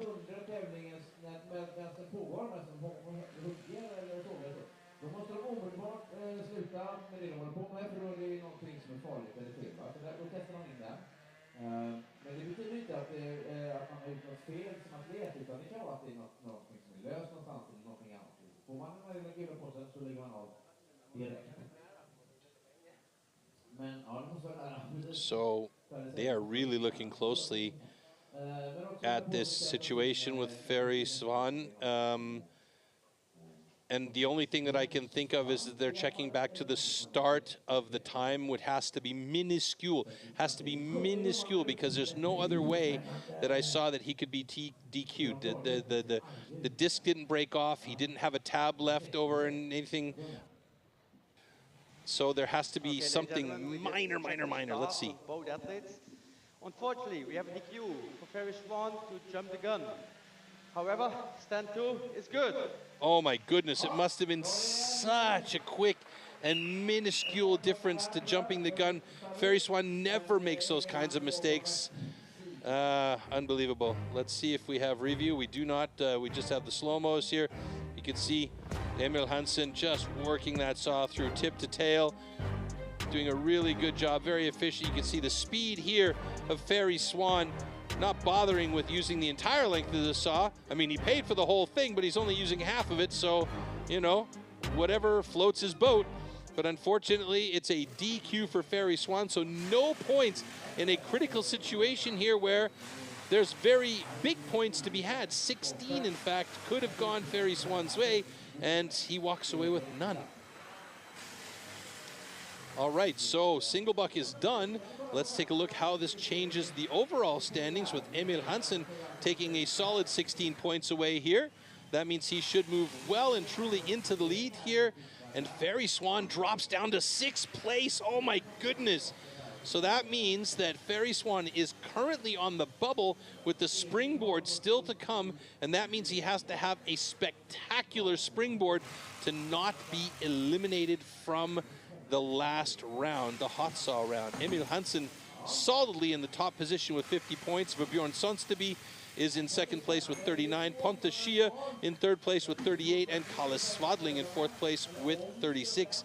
Edvin Karlsson actually dropped down into 5th place with 34 points. So among those next guys, it's very, very, very close. But a surprising drop down for Ferry Swan with 31 points. So he is a good 19 points behind Emil Hansen, so he's got to be solid in the springboard, right, boys? He's got to be solid in the springboard. All right, so that is the next discipline that's coming up. The lineups will look like this. Heat 1, Kim Wolke, Peter Eriksson. Heat 2, Kalle Svadling, Pontus Schia. Heat 3, Edvin Karlsson, Björn Sonsteby. And Heat 4, Ferry Swan. Once again, going up against Emil Swanson. Maybe we can have a look at the springboard discipline next.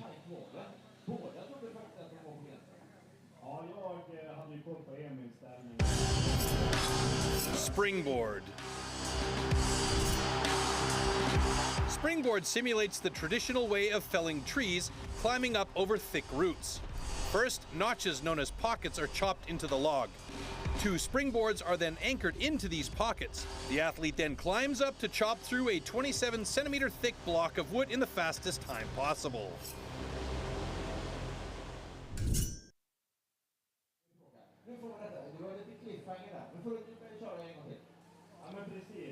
All right, so there you see the springboard discipline. As I mentioned earlier on, it is the cat of disciplines. It's finicky.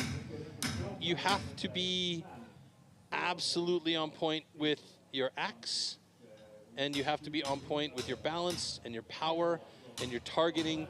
There's so many factors that play such a critical role here in this discipline, and safety among all is, or above all, I should say, is the major balancing factor here, because when you're 2 meters off the ground, standing on a shaky board, hammering a block that's way up high, the last thing you want to have happen is your board slip out. So this is why you have to be so good in so many different aspects for the springboard.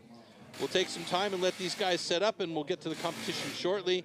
It's going to be an interesting one, and especially for Ferry Swan, which is going to be a deciding factor for him because he's very good in springboard, but he has to be extra good in springboard today because of the drop in his positions and having to be on the bubble at the moment, because we're only taking 6 athletes into the next round after the springboard discipline.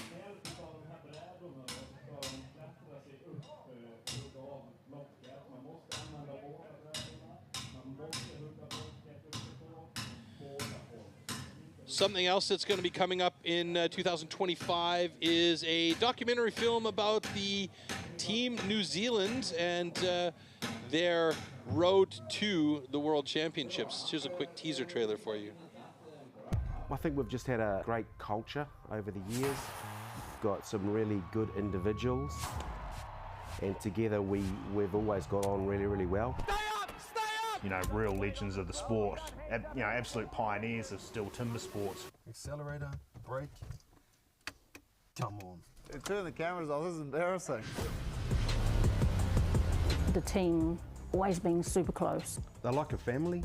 But yeah, they get along really well and yeah, have fun doing it. Hey, Bobby, where are you?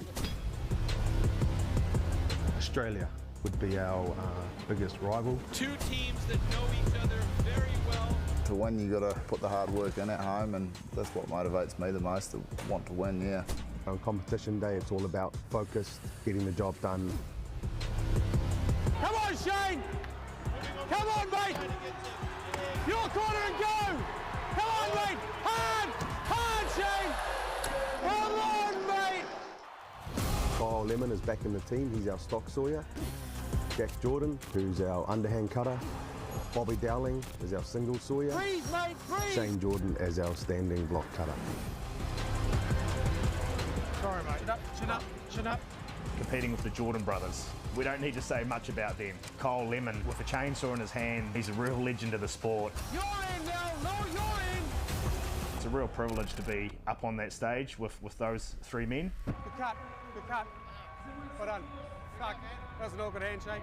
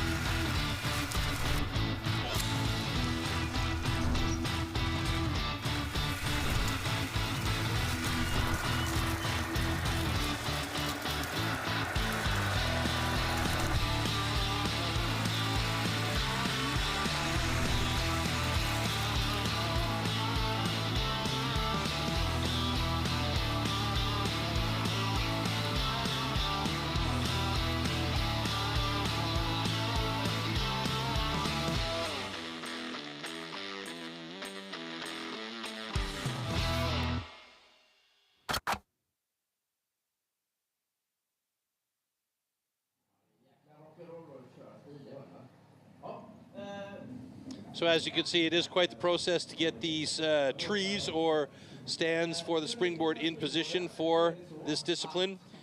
Still a bit of work to be done.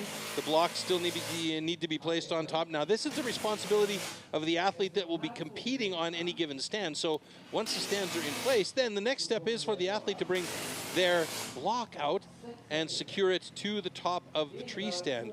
These tree stands were more or less going to stay in position, and the blocks will be changed on top. So yeah, it is quite a process to get this done, and it needs to be done correctly because of the safety of the athletes, because you don't want these things tipping over or anything to be loose or anything like that to have the possibility of something going wrong during the competition. So it's really, really important that these stands are correctly placed and secure for the athlete's safety. Next step is the block on top that the athlete will chop down, and of course, after that, it's competition time.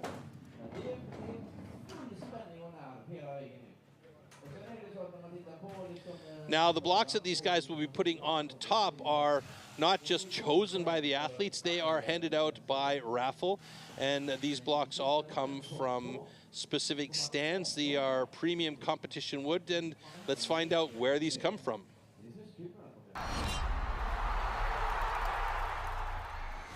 STIHL Timbersports is an international extreme sports competition series featuring 6 disciplines: 3 chopping and 3 sawing. We have a premier competition, we need premier wood.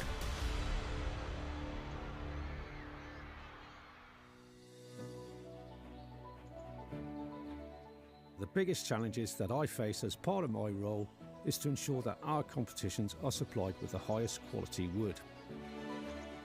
Each individual tree is examined for its conformation before processing. We need to make it fair for all athletes. So we are selecting different sections of the trees to use for each of our specific disciplines. Once the trees are felled, extracted and transported to our facilities, we measure, mark and then cut the wood into sized blocks. We then peel the blocks ready for competition.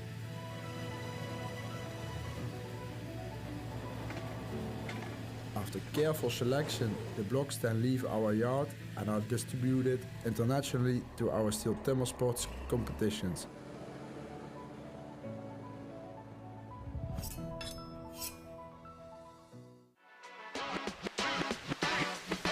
The KOA-20 is a battery-powered air compressor from STIHL, ideal for a wide range of jobs, making inflation and deflation quick, easy and convenient for you, whether at home or on the go. Part of the AS system of tools, the KOA-20 is powered by an interchangeable 10.8 volt battery that can also be used with all other tools in the AS system range, such as the ASA-20 secateurs, GTA-26 garden pruner or SEA-20 hand vacuum. The KOA-20 is a 2-in-1 unit, which saves time and effort when inflating and deflating items. It's easy to use and can be used to inflate anything from tyres for your vehicle, ride-on mower or bicycle, to airbeds, footballs and pool accessories. You can also use it to deflate items like the pool inflatables quickly too. The KOA-20 comes with various attachments and nozzles which are conveniently stored on the tool. Plus it comes fitted with a high-quality brass nozzle on the hose for fast and easy connections. The compressor has an ergonomic design with an integrated LED light at the front of the tool for working in low light situations. The tool also has a soft grip handle and rubber feet to keep it stationary whilst it's working. The KOA-20 has a display which is simple to operate and control. By pressing the mode button, you can easily switch between either high pressure or volume function, depending on what you're inflating. With the plus and minus buttons, you can set the selected target pressure to your desired level, and by pressing the unit button, you can display the pressure in bar, PSI or kPa units. You can also activate the LED light by pressing this button. Please note that the KOA-20 has not been designed for use with compressed air tools or to inflate paddle boards. The KOA-20 is available as both a tool only or as a set, which comes with an AS2 battery and AL1 charger. On a fully charged AS2 battery, the KOA-20 has a working time of 15 minutes. Find out more at stihl.co.uk or your nearest STIHL approved dealer.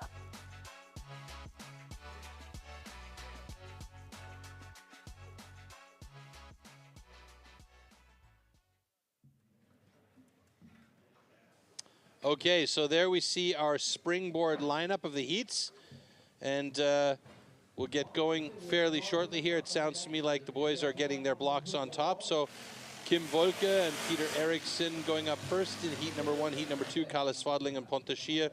Heat number 3, Edvin Karlsson, Vibjorn Sonsteby, and heat number 4, Ferry Swan and Emil Hansson. World record 35:43 for this discipline.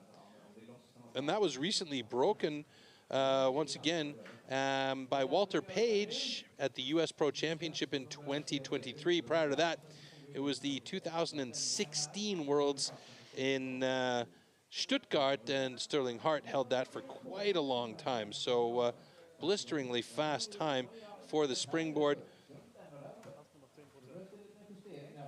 Season's best this year, springboard with 2 boards, is 1 minute and 9/10 of a second. So, yeah, busy days for these guys to really get up to the top and keep that action going. Kim Volke, you can see there, 2 minutes, 4 seconds, 32 tenths. They do have a time limit of 2 minutes and 30 seconds to get this done. So if they do go over the time limit, there will be a DQ for time exceeded.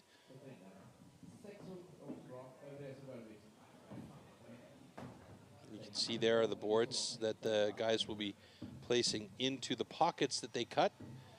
And the optimal pocket is 4 hits, board in, up top, 4 hits, board in, up top, and work the top block. And you can see the blocks have been placed at the top of the stands by our athletes with the help of some of their assistants or team members.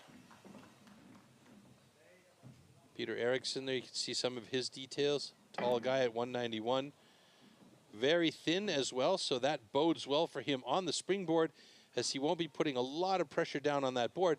That said, you need to have some pressure in order to have that toe or that tooth lock into your pocket. And that's the other thing, it needs to be absolutely on point. Your pocket needs to be perfect.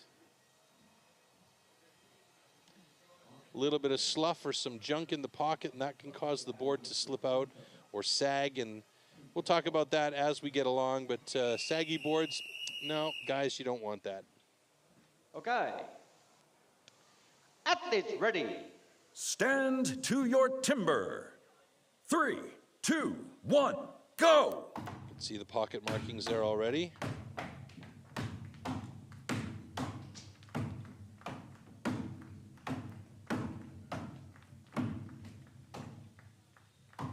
So that's a 9-hit pocket there for Peter Eriksson on the far side. Same for Kim Volke as they get that first board in place. This pocket that they're cutting right now is the critical pocket. This is the one that's going to count for holding that board up in place. Now, Peter Eriksson clearly not happy with the way that first pocket was holding the board, and he's gone down to recut it. And this is where it's going to cause problems. He needs to do a bit of house cleaning in there if he wants that board to stay solid in position, although it looks like it's pretty good now, as Kim Volke has now set his second board. And it's moving a lot. So he's going to go back down, and he'll recut that pocket a lot. He wants to make sure that he is safe up there on that board. I mentioned this earlier on. You don't want to be standing 2 meters above the ground and have that board disappear from under you when you're holding that very sharp instrument in your hands. And this is where a lot of the guys that don't have experience with the springboard have problems. It's because they take a lot of time to get those pockets and those boards set, and then it really takes a ton of time and a lot of your confidence away having to cut that top block. And you can see here Peter Eriksson really struggling to find that purchase for the tongue or the tooth on his springboard. It's just not locking into place there, and he has got to be secure with that thing locking into place, and gingerly testing it to make sure it's okay. He's got a flat board now, but hopefully that thing doesn't sag too much. And we are now passing the 150 mark for both of these guys, as Kim Volke is getting close to being pretty deep on that first side, and we'll switch to that awkward angle to cut from the opposite side. The best situation is to have a solid, nice flat board like you see with Peter Eriksson there, but he has to feel confident enough to step out towards the back of that board with his back foot and really utilize his power off that back leg. Kim Volke, 2:12.60 as he drops that top block off of the springboard. And so our first block is down, our first time is locked in within that time frame. Let's see if Peter Eriksson can do it. It doesn't look like it's going to happen for him, so it's going to be a DQ for Peter Eriksson exceeding the time limit.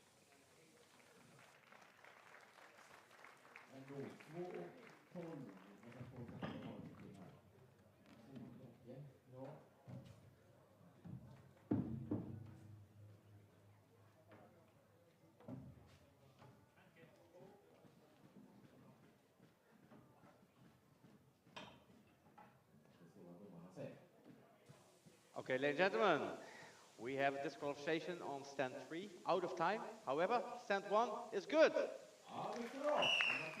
Okay, so Kim Volke gets his time logged in at 2:12.58. Not quite his best time, but he made it within the limit. And this is the skill about the springboard. It's getting those pockets set, getting those boards in. A quick pocket and a quick board gives you time on top to really start working that block properly.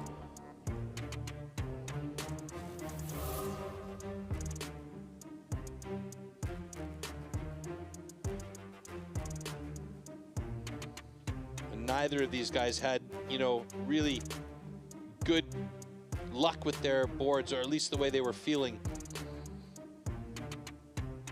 You can see here, Peter really struggled to try and find purchase with that springboard, and the tooth just wasn't taking hold because the pocket was quite too deep and too open at the top, I believe.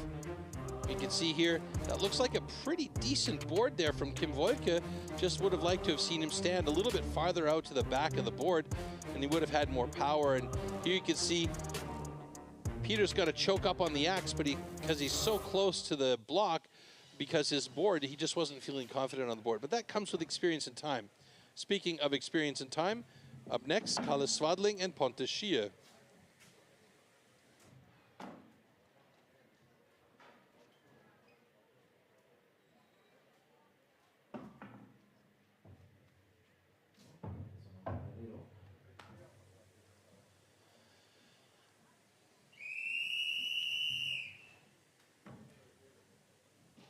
Last checks by Pontus Schie as he does a quick walk around. Okay.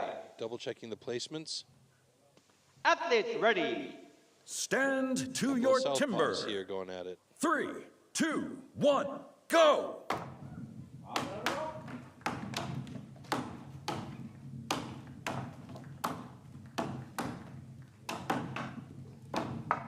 So that's a 7-hit pocket for Pontus Schie. Kalle Swadling coming close to 10 or more hits there. Pontus on his second pocket now. Lost count on Kalle Swadling. Oh no, the board from Pontus Schie fell down with all of the hits going on there to get that second pocket set, and now he's got it and he's up and he's placed it and moving up onto the board. Now look at this here. This is a great angle to see the confidence in that back leg. He can step back towards the back of that board. He's got a deep angle on it. He could go a little bit flatter even if he wanted to, but if the board does sag even a little bit, he's gonna have a perfectly even perpendicular board, and that gives him an opportunity to put more power off of the back leg through his hips into his drivers, and that means he won't get so tired just using his upper body and his shoulders and his waist to try and drive through those hits on the upper block. And we can already see he's switching to that other side on the awkward angle and should have a fairly decent time here. Definitely under the 2-minute mark. We're hoping at least. Yep, definitely. So 1:19.17 for Pontus Schie.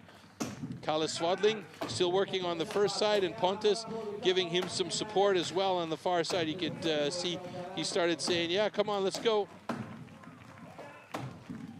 And Kalle's also got a pretty good board, but you could see he stepped quite far forward on the board and has to choke up on the axe in order to be able to hit properly. And, you know, this is all about that confidence on the board and just feeling the right position of the board and being able to put the power in. 1:51.04, so he's also under the 2-minute mark. And that puts Pontus Schie in the lead, just ahead of Kalle Swadling and Kim Volke.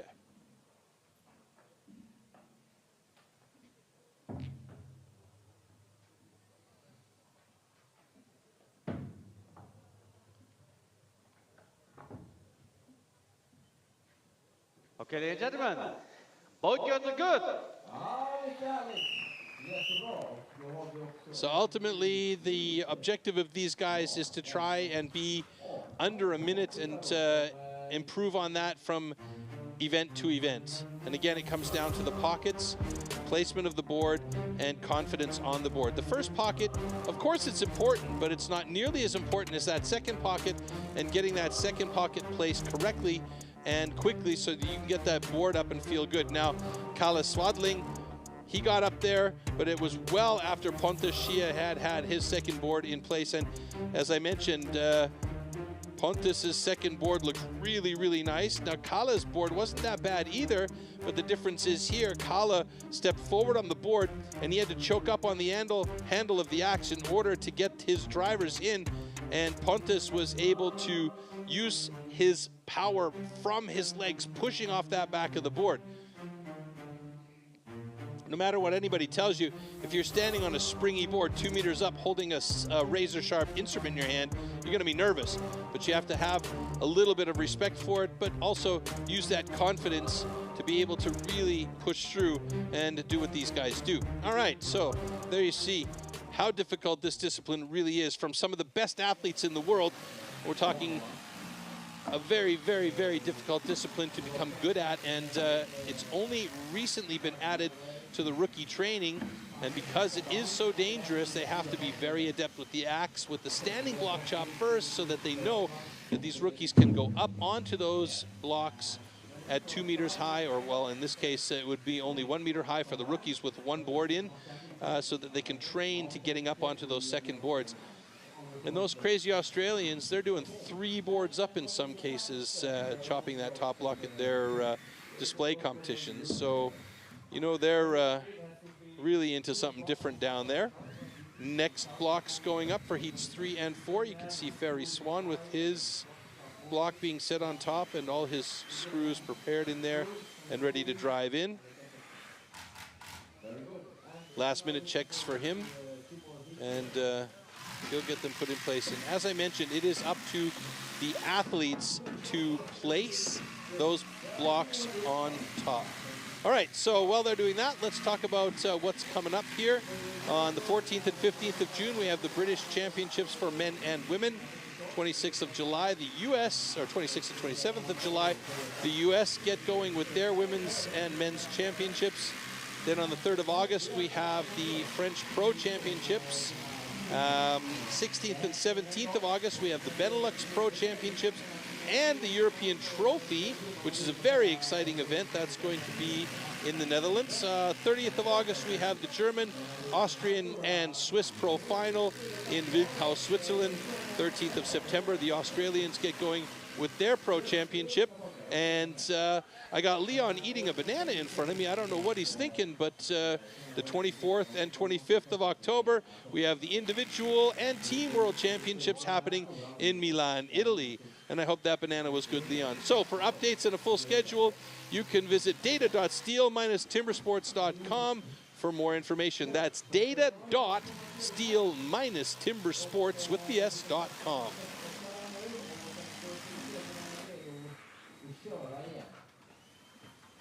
All right, that was quick. Get those blocks up top, and we can get going with our 3rd and 4th heat. Heat number 3 will be Edvin Karlsson going up against Vebjorn Sundsteby. And heat number 4, Ferry Swan and Emil Hansen. This is a very important heat for Ferry Swan, but before we get there, let's check out how Edvin Karlsson goes up against Vebjorn Sundsteby. And Vebjorn, national record holder for Norway with a 57.39, so he can do it in under a minute. Edvin Karlsson has limited experience with the springboard, having only been in the pro ranks 1 full season. 24 was his first full season, now 25 his second season. You know that this is a discipline that he's been working on to make sure that he is on point where he needs to be for the springboard. Vebjorn Sundsteby, he's been around the sport for a while. He knows the springboard well, and under a minute is a very good time if you can hold it to that.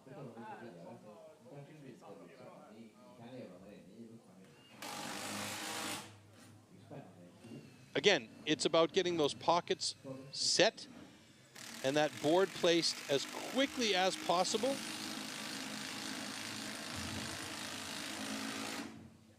And making sure that you've got the confidence in your board and you feel stable up top there to be able to run and really put the power into that top block.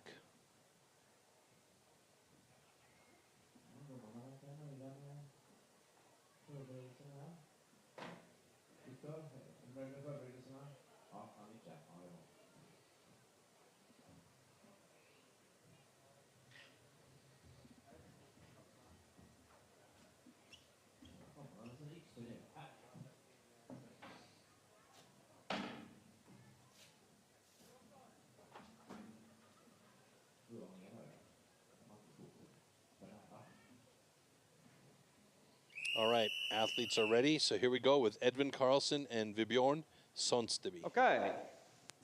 Athletes ready. Stand to your timber. 3, 2, 1, go!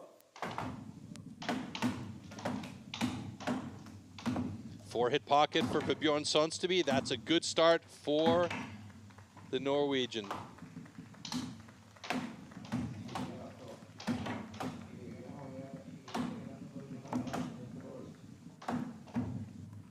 Seven hits on that second pocket, not optimal, but he's doing a little house cleaning there to make sure that board sits in position.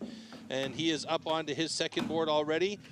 And you can see now that little sag that happened right there actually assisted the tooth in getting locked in place. Edvin Karlsson still working on getting that second pocket set. Something just doesn't feel right for him, and he keeps hammering away. He's got to be sure that he doesn't hammer too much and make that pocket too big and too gappy for the board. But a quick check of the board, and he is up there, and that board is, it's sagging a little bit. Does he feel okay with it, though? Is the tooth taking purchase? It seems to be. Meanwhile, Vibjorn Sonsteby has passed the minute mark, and he's on that second side of his block, and he takes it down in 1:03.62, so he didn't make it in under a minute, and that means the wood is cutting consistently for everybody here today. So that tells you a lot about how fair the wood actually is. Edvin Karlsson, meanwhile, is working on that first side, found some confidence in that board, even though it took him a while to really gingerly test the purchase of that tooth inside his pocket that he cut. He's trying to get deep on that first side. Remember, they have to cut from both sides, and if they go super, super deep and only take one cut on the back side, hey, that's fine, as long as they cut from both sides. And right now you can see that is splitting quite badly, and it's catching the handle of his axe every time. And that's causing problems because the whole thing gets stuck in there. And that's really an issue of time now for him, but he has done it in under 2 minutes at 1:58.41. Surely not going to be happy with that because he has done better before.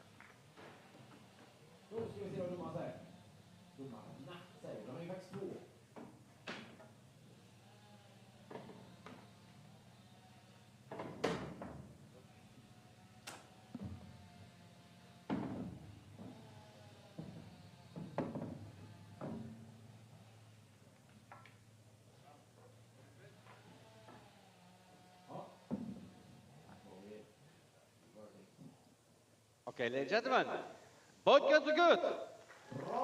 All right, so far Vibjorn Sonsteby with the fastest time of the day at 1:03.38. Pontus Schio holding second place right now with Kalle Svadling rounding out the top three in Springboard with one more heat to go. And you can see here, it's a beautiful 4-hit pocket for Vibjorn Sonsteby.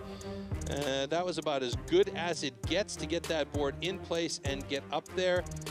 Took him about 7 hits to get that second pocket set. Meanwhile, Edvin Karlsson struggling a little bit to find that clean pocket, doing a little house cleaning each time with his fingers, which is fully okay. But you can see here, this is a really nice board, actually. If he could have that board in the second position, he would have been on top of the world, literally. You can see there, Vibjorn Sonsteby, he's got himself a solid board. The spring action works. He can step back fairly far back on the board and really utilize that back leg. Edvin, he got up on this board. He did a couple of little gingerly hops to make sure that that tooth was really taking purchase and gripping so that he felt confident enough to grab that axe out of the block and start cutting. And meanwhile, while he was testing, Vibjorn Sonsteby was getting through the backside of his block here, and he managed to take the block and the axe all down together. And here you can see that split really caused problems for Edvin because every time he went to cut through that last little piece, the axe handle actually got caught between the two pieces of wood, and that just killed his time badly. All right, final heat before we do our final elimination to find out the top 6 that will go on to the hot saw, and this heat is Ferry Swan against Emil Hansen. Ferry Swan holding the national record of 46.71. Emil Hansen with a 47.22. Both of these guys really on point with this discipline. But more than anything, Ferry Swan needs this one to work perfectly. He needs these points. He needs 16 points out of this to climb the rankings a little bit and get himself in the mix for that hot saw. You can see Ferry Swan has got himself some very modern springboards there, specifically custom made for him. Athlete ready. Stand to your timber. 3, 2, 1, go!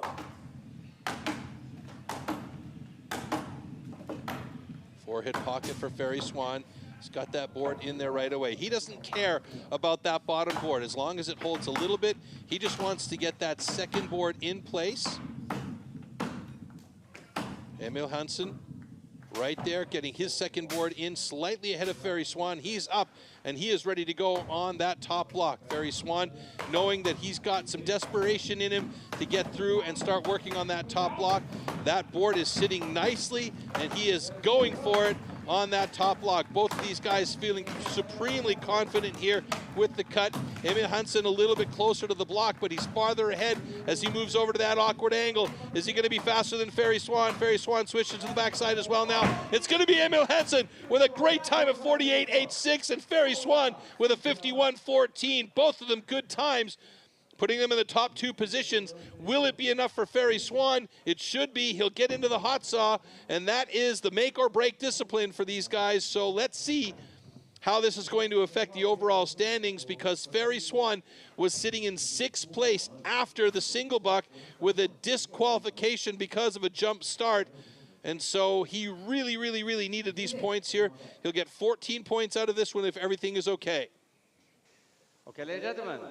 Good. All right, so that means good things for Ferry Swan. That should put him up among the top 4 at the very least as they move towards the elimination round here, which means he should be safe. Taking a look back here, Ferry Swan had a beautiful 4-hit pocket. Didn't necessarily care whether or not this was a perfect pocket. He just needed that board to hold in place so he could get up and set that second pocket. Emil Hansen right there with him as he got that second pocket and that second board set a little bit ahead of Ferry Swan. Actually, he was faster up. You could see a readjustment there by Ferry Swan caused a little bit of time delay, and actually Emil Hansen's foot was pretty far back on that board. Comparatively speaking to Ferry Swan's, they were similar, and both of these guys just went for it, but Emil Hansen was just a little faster, switching over to that awkward angle backside chop, and got through the block ahead of Ferry Swan by 2.20 seconds. It ain't much though, it's a couple of drivers there, and you can see there 1 and 2, and that was it. So let's take a look at Springboard. Emil Hansen, the top of the block there, with a season's best, 48.64. Ferry Swan with a 58.4 in second place for Bjorn Sonsteby in third. Looking good for him in this competition as well, as we now look at the overall rankings and who the 6 will be that are going to be moving on to the final and our hot saw disciplines. So Kim Wolke and Peter Eriksson will be eliminated from competition today, and that leaves Emil Hansen, Bjorn Sonsteby, Pontus Schia, Ferry Swan, Kalle Svadling, and Edvin Karlsson to move on to the hot saw. Now, Ferry Swan is currently sitting in 4th place with 45 points, with Emil Hansen well above everybody at 66 points. So he needs to have the perfect hot saw, and that doesn't bode well for him because he blew up his hot saw prior to coming to the competition and had to go back home and get his backup hot saw. He blew the crankcase, he told me earlier on, so he's using a different hot saw than what he has been training on. He only had a chance to turn it on, warm it up, power it up, and rev it up a little bit today. And it's going to be interesting to see how that affects Ferry Swan's final here in this hot saw discipline. But it is the make or break discipline, and theoretically anything can happen here.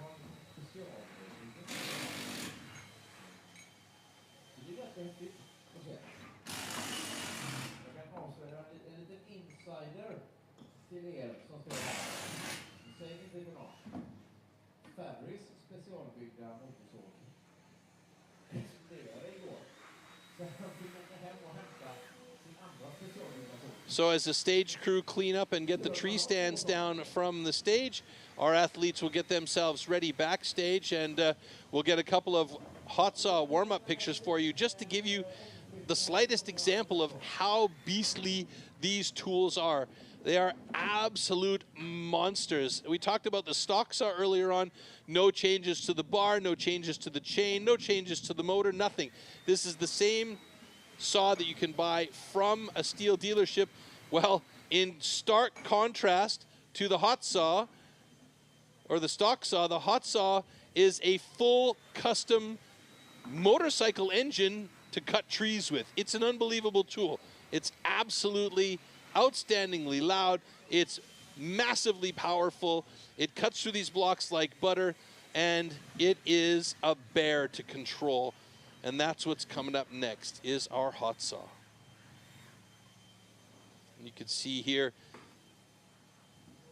right now it's Edvin Carlson, I believe. Nope. That would be Pontus getting ready with his. These are all custom machines. They'll have custom triggers, custom exhausts, custom bodies.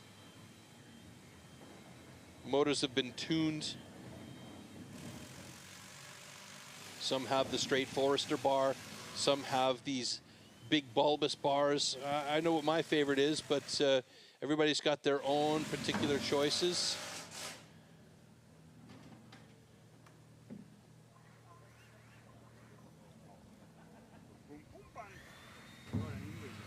And almost all of these guys that are going to be competing in this discipline will have spike shoes on, because you need as much grip as you can possibly have on the ground.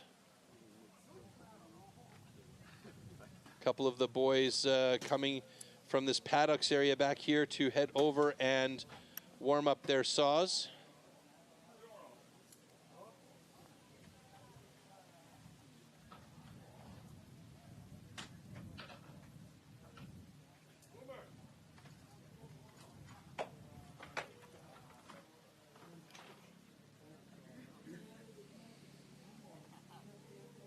So we might get our first flavor here.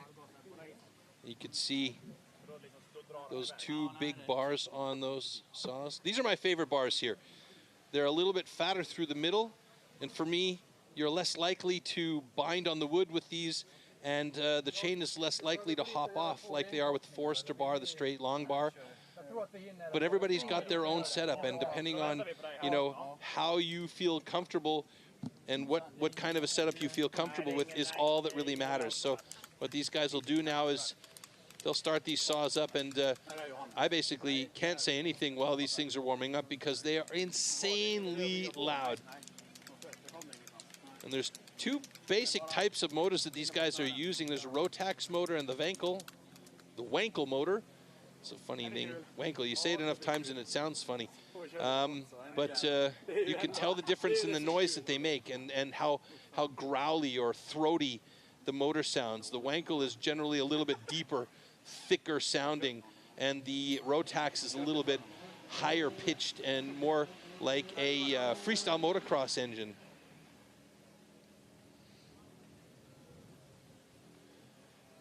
I feel bad for Ferry Swan having to go back and get an older saw of his that he hasn't used in a while because he had a new saw made, but you know, that's the name of the game. You've got to be able to improvise, adapt, and overcome, and you know, if anybody can do it, it's Ferry Swan. He's had success with this saw before, but these guys are always looking for the little advantages, and you can see just how beastly these things are.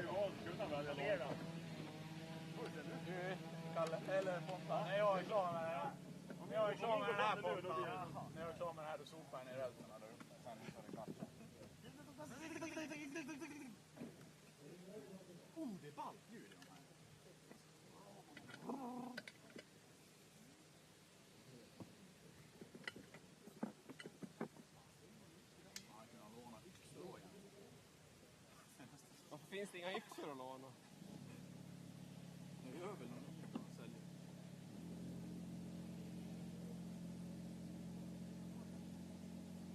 And it is definitely not like going to the gas station and just throwing some fuel in there. These fuels that they use are specially formulated for high performance, high burn. They have special oils that they put in there in order to facilitate the chain. They have sprays that they put into the carburetor to make sure that the airflow is getting through cleanly. It is a procedure. It's almost like having a drag racing car.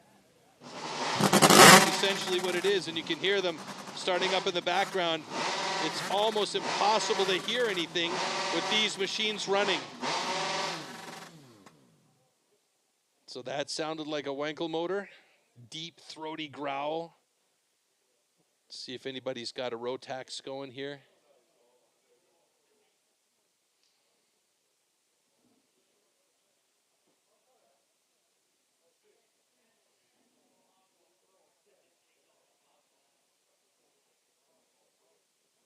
So that was Edvin Karlsson warming up his.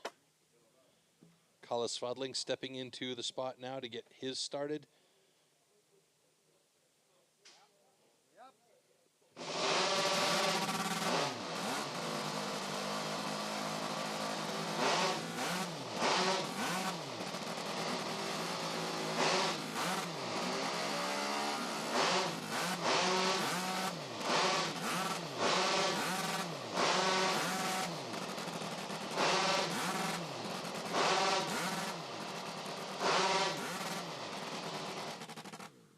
Love the sound of those motors.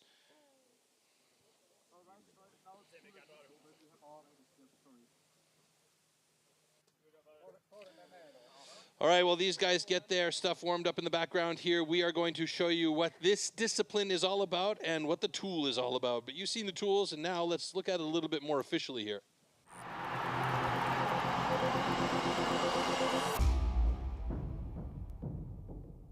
These custom handmade race-tuned machines are built for maximum power and precision and to cut the wood as fast as possible in a competition. They are built with a 60 to 80 horsepower single-cylinder two-stroke engine, often taken from a snowmobile or high-powered motorbike. The hot saw can weigh up to 30 kilograms and its chain rotates at over 250 kilometers an hour. The cost of a competition hot saw used in STIHL Timbersports is upward of 6,000 euros.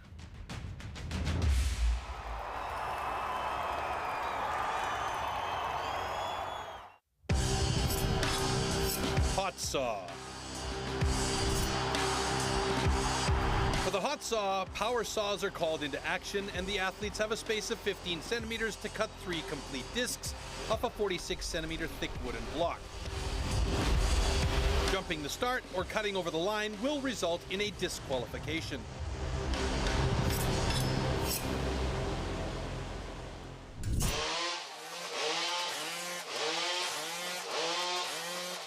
You can see how much these saws are kicking each time they pull on that trigger. It is an unbelievably powerful piece of equipment, and these guys have to be take extra care with the safety aspects, but once all of these saws are warmed up, we'll get our first heats on stage. I believe the stage is already good to go. You can see these are also cold start engines, so for lack of a better description, the engines get warmed up briefly, but then they're turned off, and the wrap cords are put around the starter again, and once the go is given during competition, they have to start it from a dead stop, cut 3 cookies. The cookies have to be cut from within this 15 centimeter gap, and they have to be complete before hitting the deck, and that's the only way that these will count. In a situation like this is what's happening right now is you pull that one time, you have a bit of a problem with the start. Bjorn Sonsteby had a struggle to get that thing started, but you can hear how it's a little bit of a higher pitch sound. This sounds like it's a Rotax motor.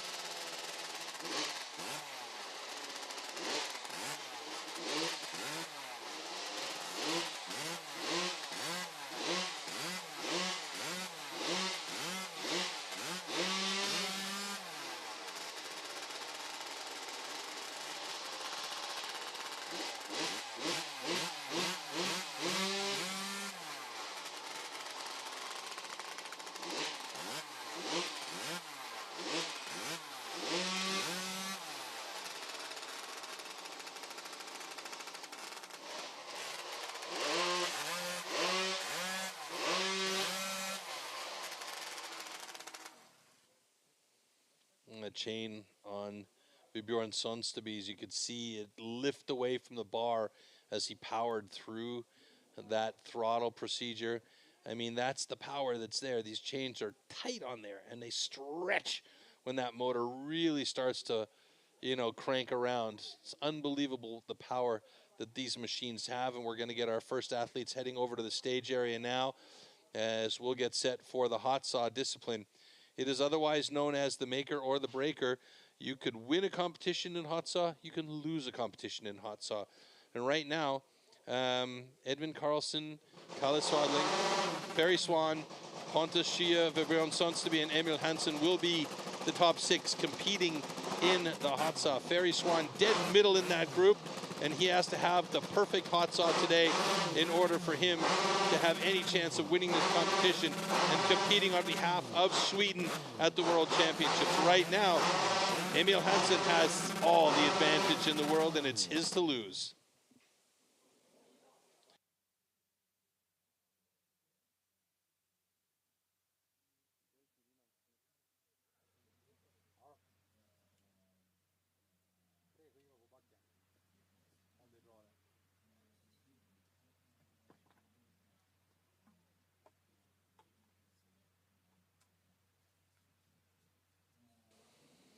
All right, so far, all athlete saws have been quick tested and warmed up in the back area at the paddocks.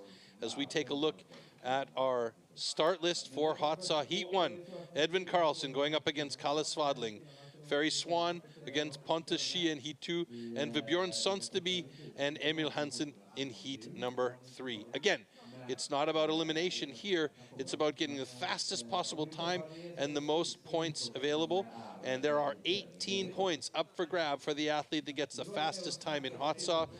And there are a couple of guys that could desperately use those 18 points. Edvin Karlsson, personal best in hot saw, 9.51. Not too long ago, that was pretty close to, or actually a few years ago, that was a world record. Now, the world record is 4.62 seconds. Unbelievable speed. Hot saw season's best this year, 6.17. Kalle Swadling's best time, 5.79. So he is definitely in the mix. Key here is to make sure that you get a clean set of discs, and that is something to be said when you're controlling a beast of this nature.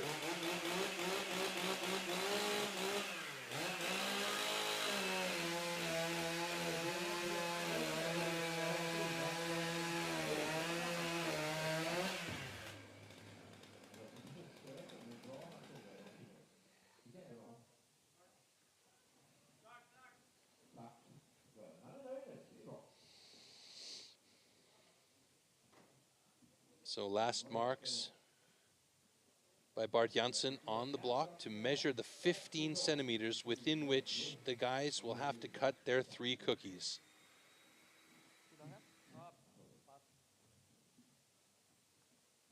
The Lexon shields are in place. You can barely see them from this angle because the camera angle goes straight on, but there are Lexon shields there in front and behind each of our 2 athletes, just in case. You never know what's going to fly away, and we don't want anybody getting injured. Okay, gentlemen. And here we go. Warm up your saw.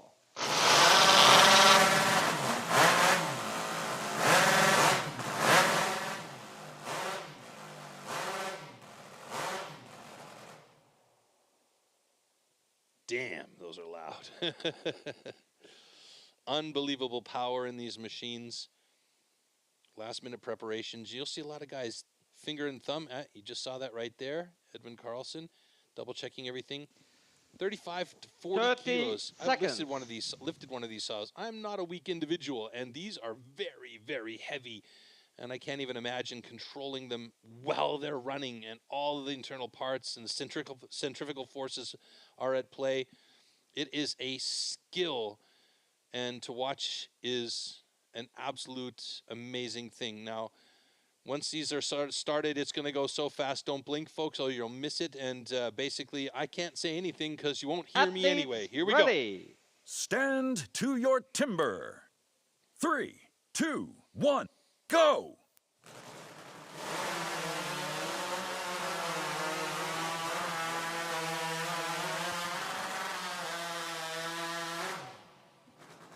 All right, great cut for Kalle Swadling, 7.49. Edvin Karlsson stays consistent in a 9.96, a little bit slower than what he's used to cutting, in a 9.51 and his personal best. Checking the cookies and the distance across that line, and we might have a cut line by Edvin Karlsson. I certainly hope not, but we will see. We'll take a look at the slow-mos in a second just to get a little bit deeper into their cuts. Ladies and gentlemen, both cuts are good.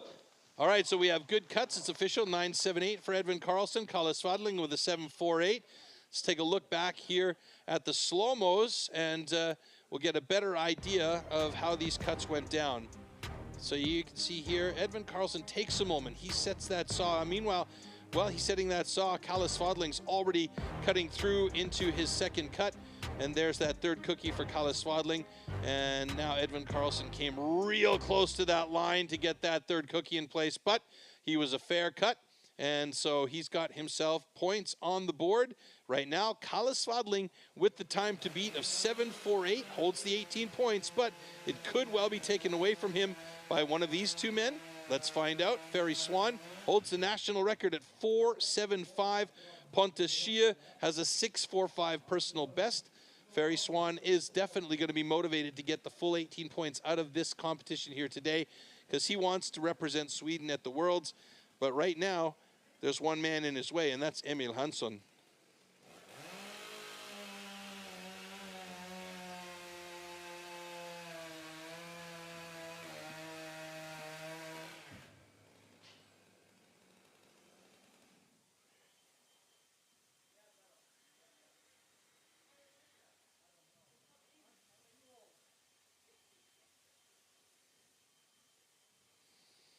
If I look at the overall rankings here, really there's only one guy who could theoretically take that top spot from Emil Hansson. That's Vebjorn Sundsteby. But then for Vebjorn, it doesn't make a difference because he is competing on behalf of Norway. Interesting.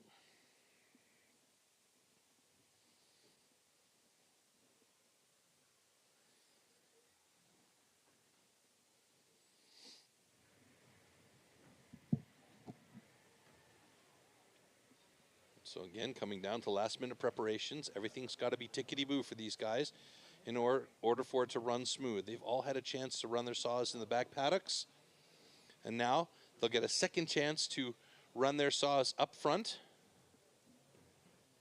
Warm it up. Make sure that carbon's blown out and the engine is ready to go. Okay, gentlemen, warm up your saw.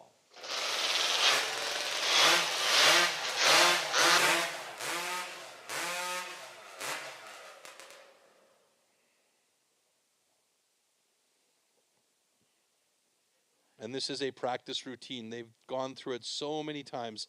They know exactly what they need to do in order to make sure that these saws are going to do exactly what they want them to do.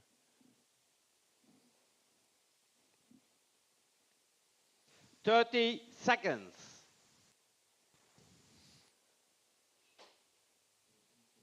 Safety line hooked up for both.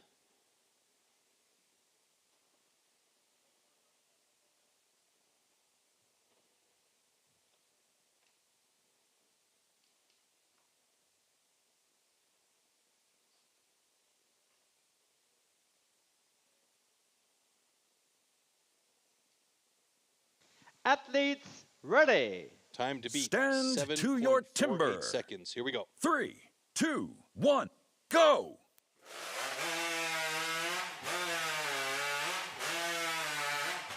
Oh, fantastic cut for Ferry Swan, 5.51. He tagged that last cookie on its way out. Hopefully that won't be an incomplete cookie for him. And Pontus Schie having a lot of problems getting his started. He's got a rewrap, and that's killing his time right now.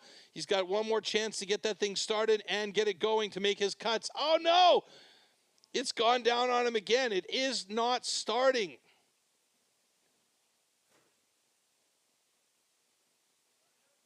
I wonder what's happened here. There's no chance for Pontus Shia at this point. Here we go. He's got it going. And he just wants to get 3 cookies on the deck so he gets the points and not a DQ. And he has them 49.76 seconds. Oh, that is an unfortunate situation for Pontus Shia.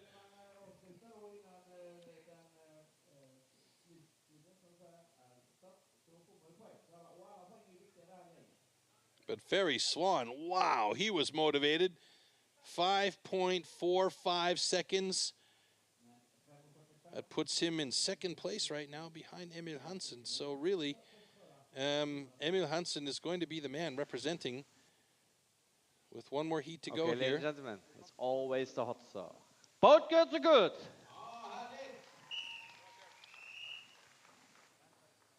So, of course, these are all taken into consideration for the European ranking. And over the season results, so we'll see. Everything plays a role.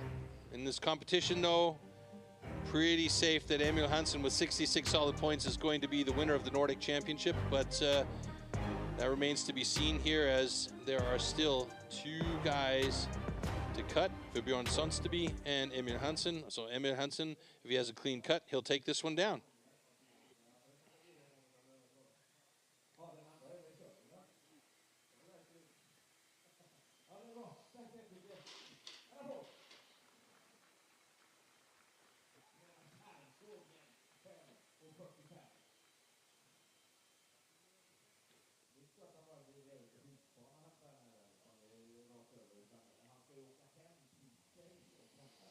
So final heat coming out on to the deck right now. And that is Vebjorn Sonsteby from Norway. Personal best for a hot saw, 6.50. And of course, Emil Hansen, his personal best, 5.44. So Ferry Swan had a 5.45 just now. And these guys have just been butting heads all day long. Ferry Swan having problems with his single buck. And that caused problems for him. Warm up your saw.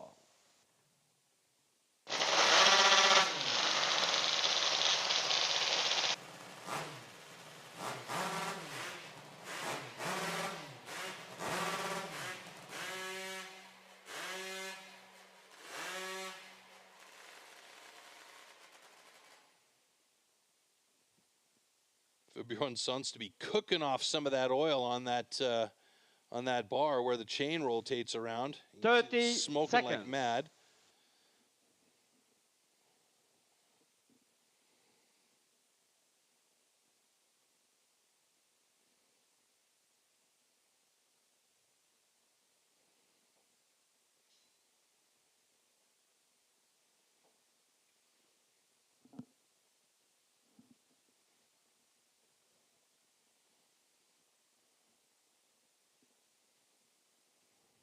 Athletes ready. Time to beat. Stand 5:45. to your timber. Here we go. 3, 2, 1, go!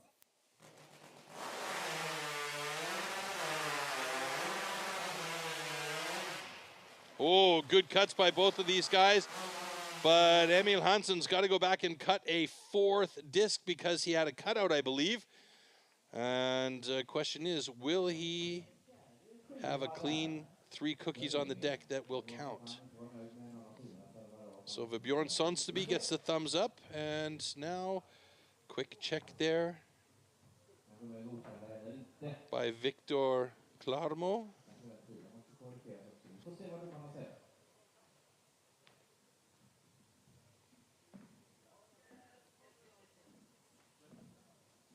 Looks like he might be okay. Okay, ladies and gentlemen, both girls are good. So 10.88 seconds for Emil Hansen. That puts him in 5th place, but that still gives him enough points to win the overall title here at the Nordic Championships. Let's take one more look at this cut. Vebjorn Sonsteby floats for a second, then begins his cut. A little bit thick on that 2nd cookie, but he lined it up nicely on the 3rd cookie. Boy, he was close to the line there. And you could see Emil Hansson had 3 on the deck, but he had to go back and cut a 4th cookie because of a cutout, I believe. I didn't really see a proper cutout there. Maybe he saw something that we didn't. Clearly, he thought he needed to do it. So there you go. Hot Saw won by Ferry Swan, but it wasn't quite enough. It was a little bit too little too late for Bjorn Sonsteby. 2nd place, Kalle Svadling 3rd place, and we'll take a look how that affects the overall standings. But pretty clear today, your winner is going to be Emil Hansson, once again, your Swedish champion. There you go. So Emil Hansson on top of the box today with 72 points. But Bjorn Sonsteby, great job coming out here to the Nordics and getting 66 points in the silver medal position. And Ferry Swan coming from a bit of a bitter situation after the single buck, managing to end the day with 63 points in the 3rd position and the bronze medal.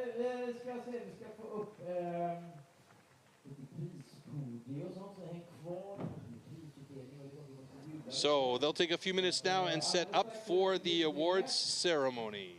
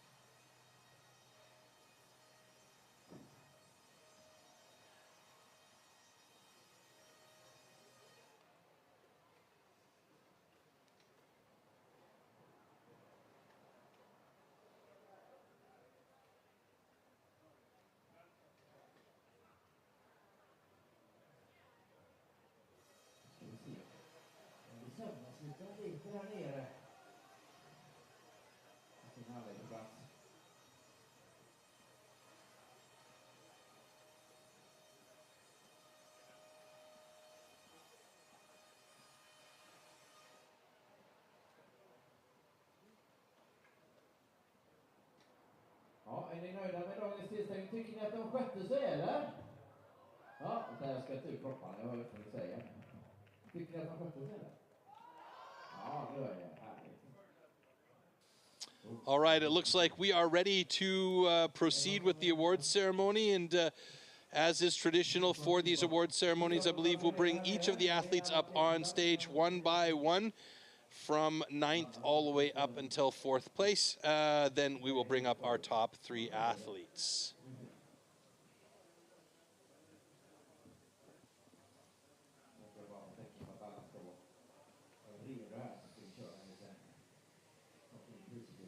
So it looks like we've got everybody collected in the athletes' tent there.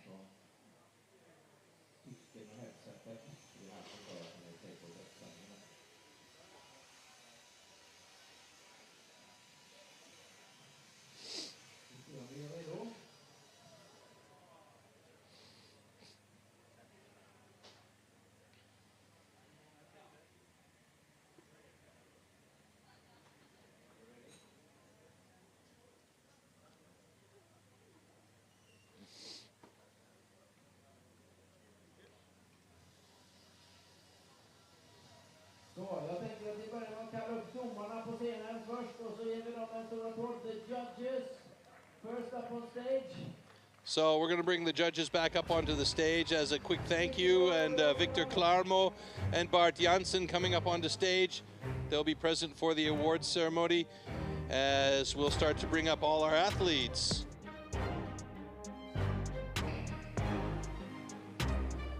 So, and we'll bring them up from 9th on up until 4th place, and then we'll introduce our top 3 guys. Adam Björns coming out first. And next up, Peter Eriksson.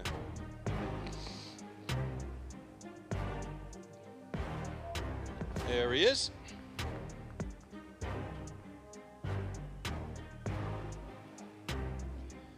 Next up, Kim Volke.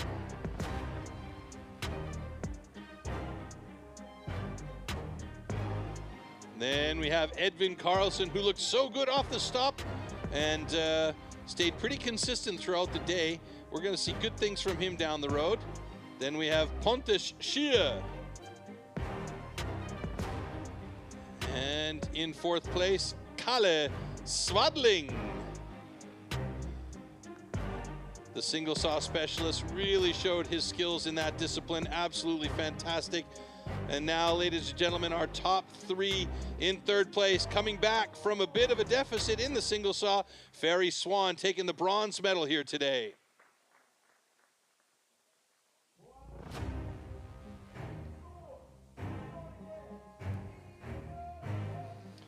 And in second place, it is Vebjorn Sonsteby from Norway. Great job by him today. Fantastic turnout. And that's hot saw in the end. Nice. And our winner today, he's been there before. He's been in a couple of these positions before. It is Emil Hansson.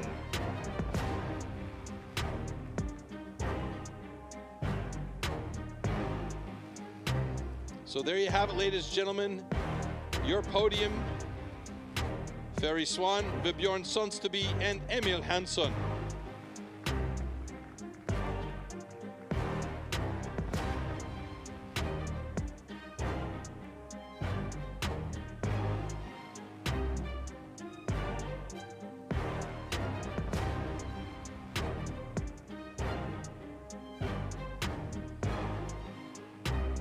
So big congratulations to all the guys. The points and their times calculated today go into the European rankings, and then we'll see who will be representing at the World Championships. I have a feeling, however, it is going to be Emil Hansson this year.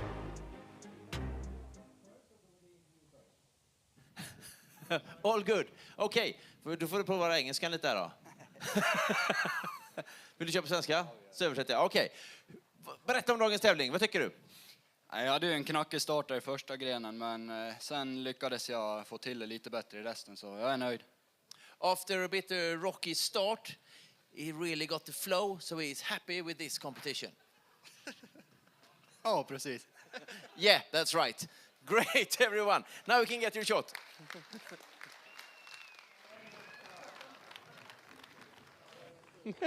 I love the translation. It was fantastic. Yeah, that's right. Amazing. All right, there you go. Three guys definitely deserving of being on the podium. A great comeback in the last two disciplines from Ferry Swan after a rough single saw. Vebjorn Sonsteby, he's been consistent throughout the entire day. And Emil Hansson, well, what can you say about Emil Hansson? What a fantastic athlete he is. And ladies and gentlemen, we hope you guys enjoyed this show and will join us when the time comes for the World Championships in Milan. Bye, everyone.